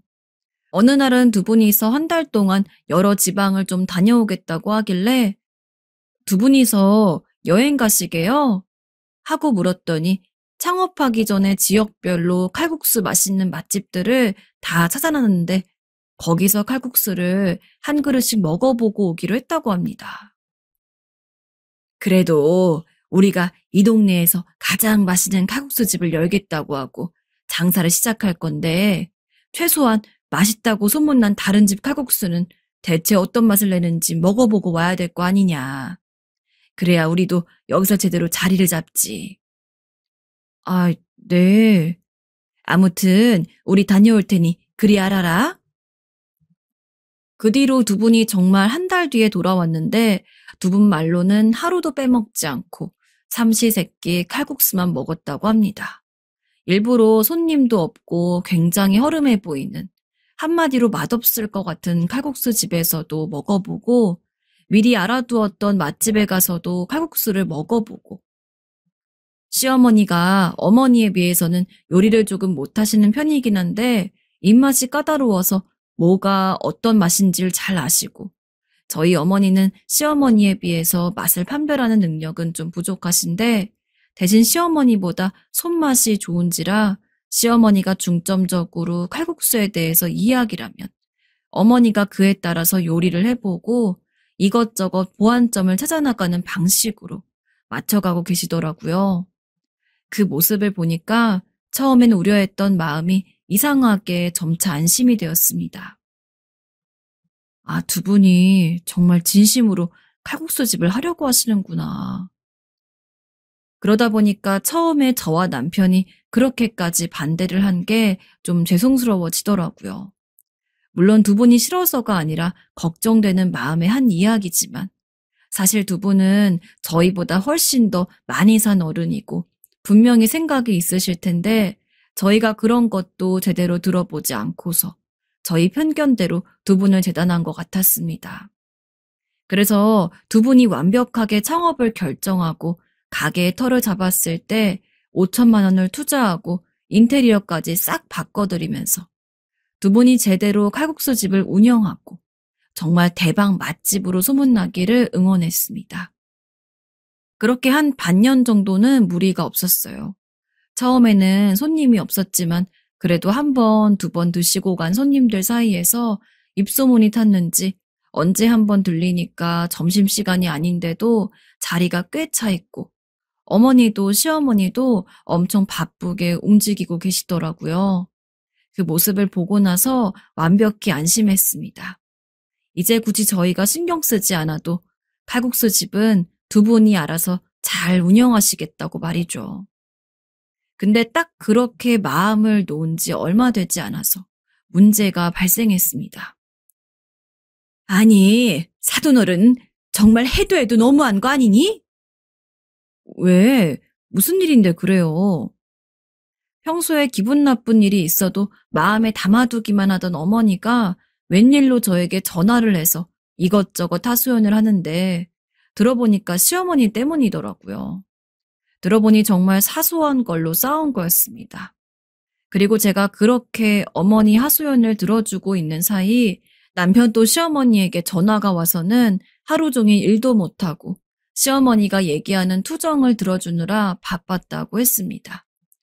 이게 진짜 별것도 아닌 내용이었어요.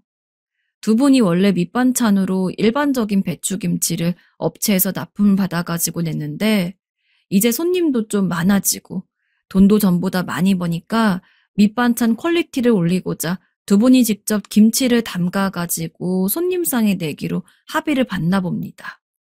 그래서 다른 김치가 아닌 겉절이로 담그는 것까지 말을 맞추는 것은 별다른 문제가 없었다고 했어요. 하지만 겉절이를 만드는 과정에서 두 분이 입맛 차이가 있다 보니까 그걸로 다툼이 생긴 거였습니다. 아니, 칼국수 자체가 밍밍한데 겉절이라도 간이 조금 세야지. 칼국수가 밋밋한데 겉절이가 너무 간이 세면 정작 칼국수 맛이 묻힐 수가 있잖아요.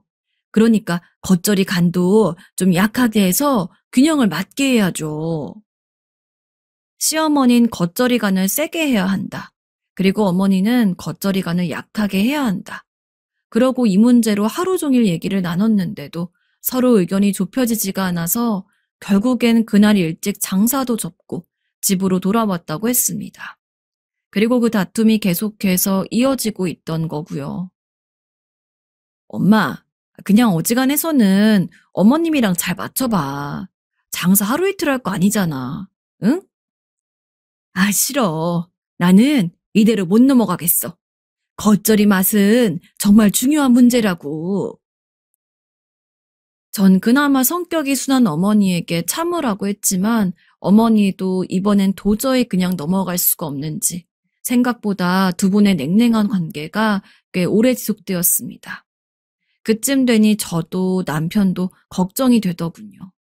솔직히 얼마 안 가서 저희 어머니가 먼저 백기를 들거나 하는 방향으로 사건이 끝날 줄 알았는데 거의 2주 가까이를 그렇게 두 분이 싸운 상태로 이어지니까 당장 장사도 장사지만 그렇게 사이좋던 두 분이 이러다가 다시 안 보게 되면 어떡하나 라는 생각도 들었습니다.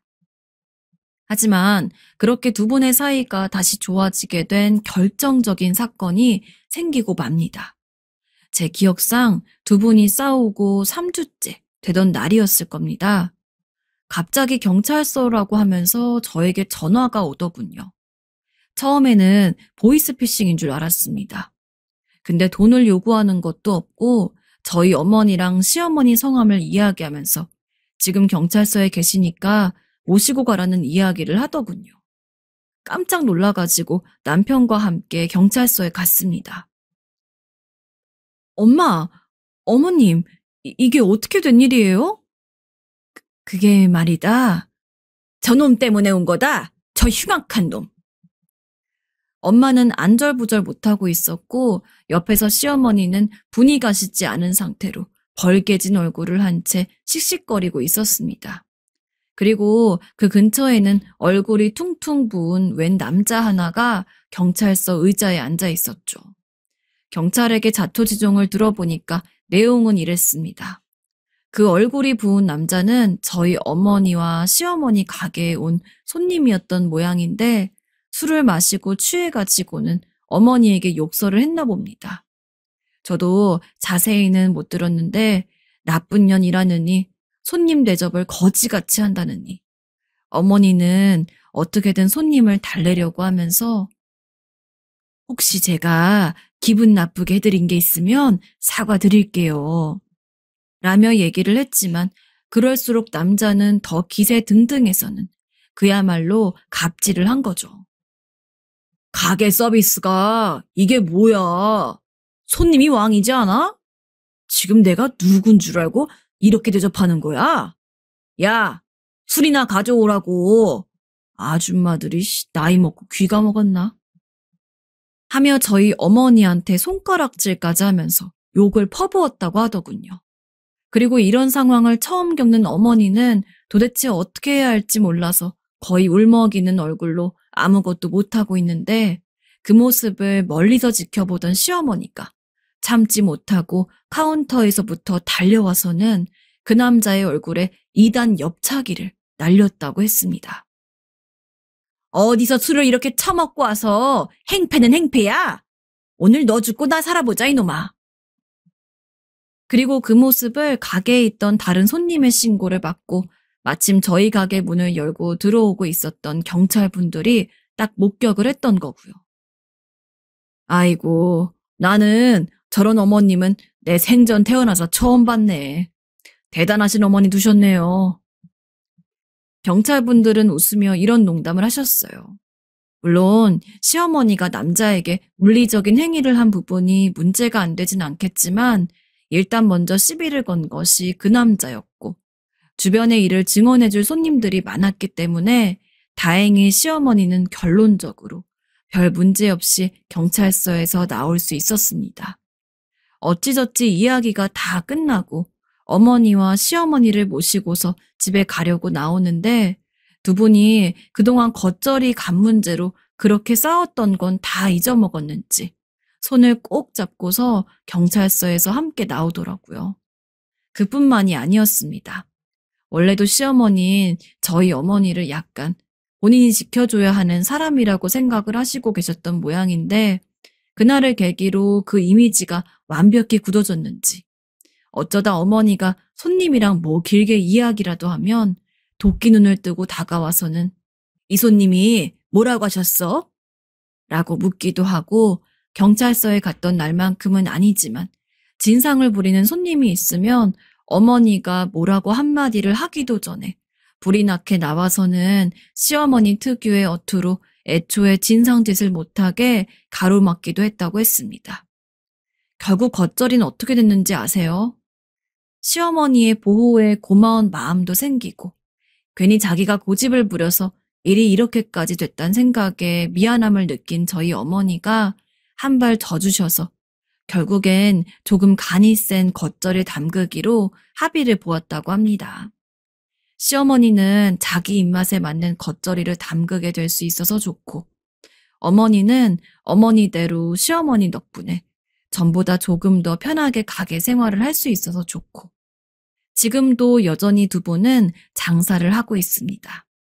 얼마 전엔 웬 젊은 남자 2명이 와가지고 자기들이 블로그를 한다면서 음식을 다 먹어놓고 돈을 안 내고 대신에 블로그에 올려주겠다며 말도 안 되는 이야기를 한 모양인데 저희 시어머니가 가게 창고에 놓여있던 빗자루를 들고 나와서는 이 미친놈들이 대낮부터 무전 취식을 하려고 하네?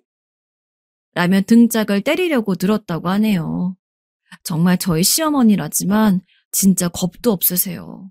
다른 사람도 아니고 젊은 남자면 체격 차이도 많이 나고 힘 차이도 많이 나는데 솔직히 조금 걱정이 되긴 하지만 아직까지는 별 문제가 없으니 저도 남편도 일단은 지켜보고 있는 상황입니다. 아무튼 그것도 그거지만 한참 불안하던 두 분 사이가 그 경찰서 사건을 계기로 무척 좋아져서 이젠 정말로 저와 남편도 두 분에 대해서 별로 신경 쓸 게 없는 것 같아요. 얼마 전에 시어머니 생신이어서 다 같이 식사를 했었는데 저희 있는 자리에서 서로 내 남편이 잘생겼네, 아니다. 내 남편이 더 잘생겼었네 라면서 티격태격 하시더라고요. 너 우리 딸 며느리로 들여서 좋지? 그러는 너야말로 내 아들이 네 사이니까 아주 행복하겠어. 어느 정도 친해진 뒤에도 시어머니에게 존댓말을 쓰던 어머니가 언제부턴가 시어머니에게 반말도 쓰고 저와 남편을 앞에 두고 할 말은 아니지만 조금 오글거리고 부끄럽게도 딸 자랑, 아들 자랑하는 어머니와 시어머니 모습을 보니까 참 흐뭇하고 그러더라고요. 저희가 자식이긴 해도 아무래도 따로 살다 보니까 같이 살 때처럼 어머니를 극진하게 모실 수도 없는 그런 상황이었는데 혼자서 외롭지 않고 두 분이 서로 의지하면서 사실 수 있다는 게 너무 좋은 것 같아요. 그래서 최근에는 두 분이 아예 집을 합쳐 사는 것도 고려를 하고 계십니다. 만약에 두 분이 정말 그렇게 하겠다고 하면 저와 남편은 그 누구보다도 우선적으로 두 분이 함께 사시는 것을 도와드리려고 해요. 어머니와 시어머니를 보면 언제 만나더라도 정말 좋은 인연으로 자리를 잡게 되는 사람은 다 따로 있는 것 같습니다. 저도 언젠가 나중에 나이가 들면 저희 어머니와 시어머니처럼 외롭지 않고 평생을 함께 할 수 있을 만한 친구가 있을까요? 꼭 그런 친구가 있었으면 좋겠네요. 무뚝뚝하니 싸울 땐 싸우더라도 결국엔 서로를 이해하고 지금처럼 행복하게 좋은 인생의 동반자처럼 어머니와 시어머니가 평생을 함께 하셨으면 좋겠습니다.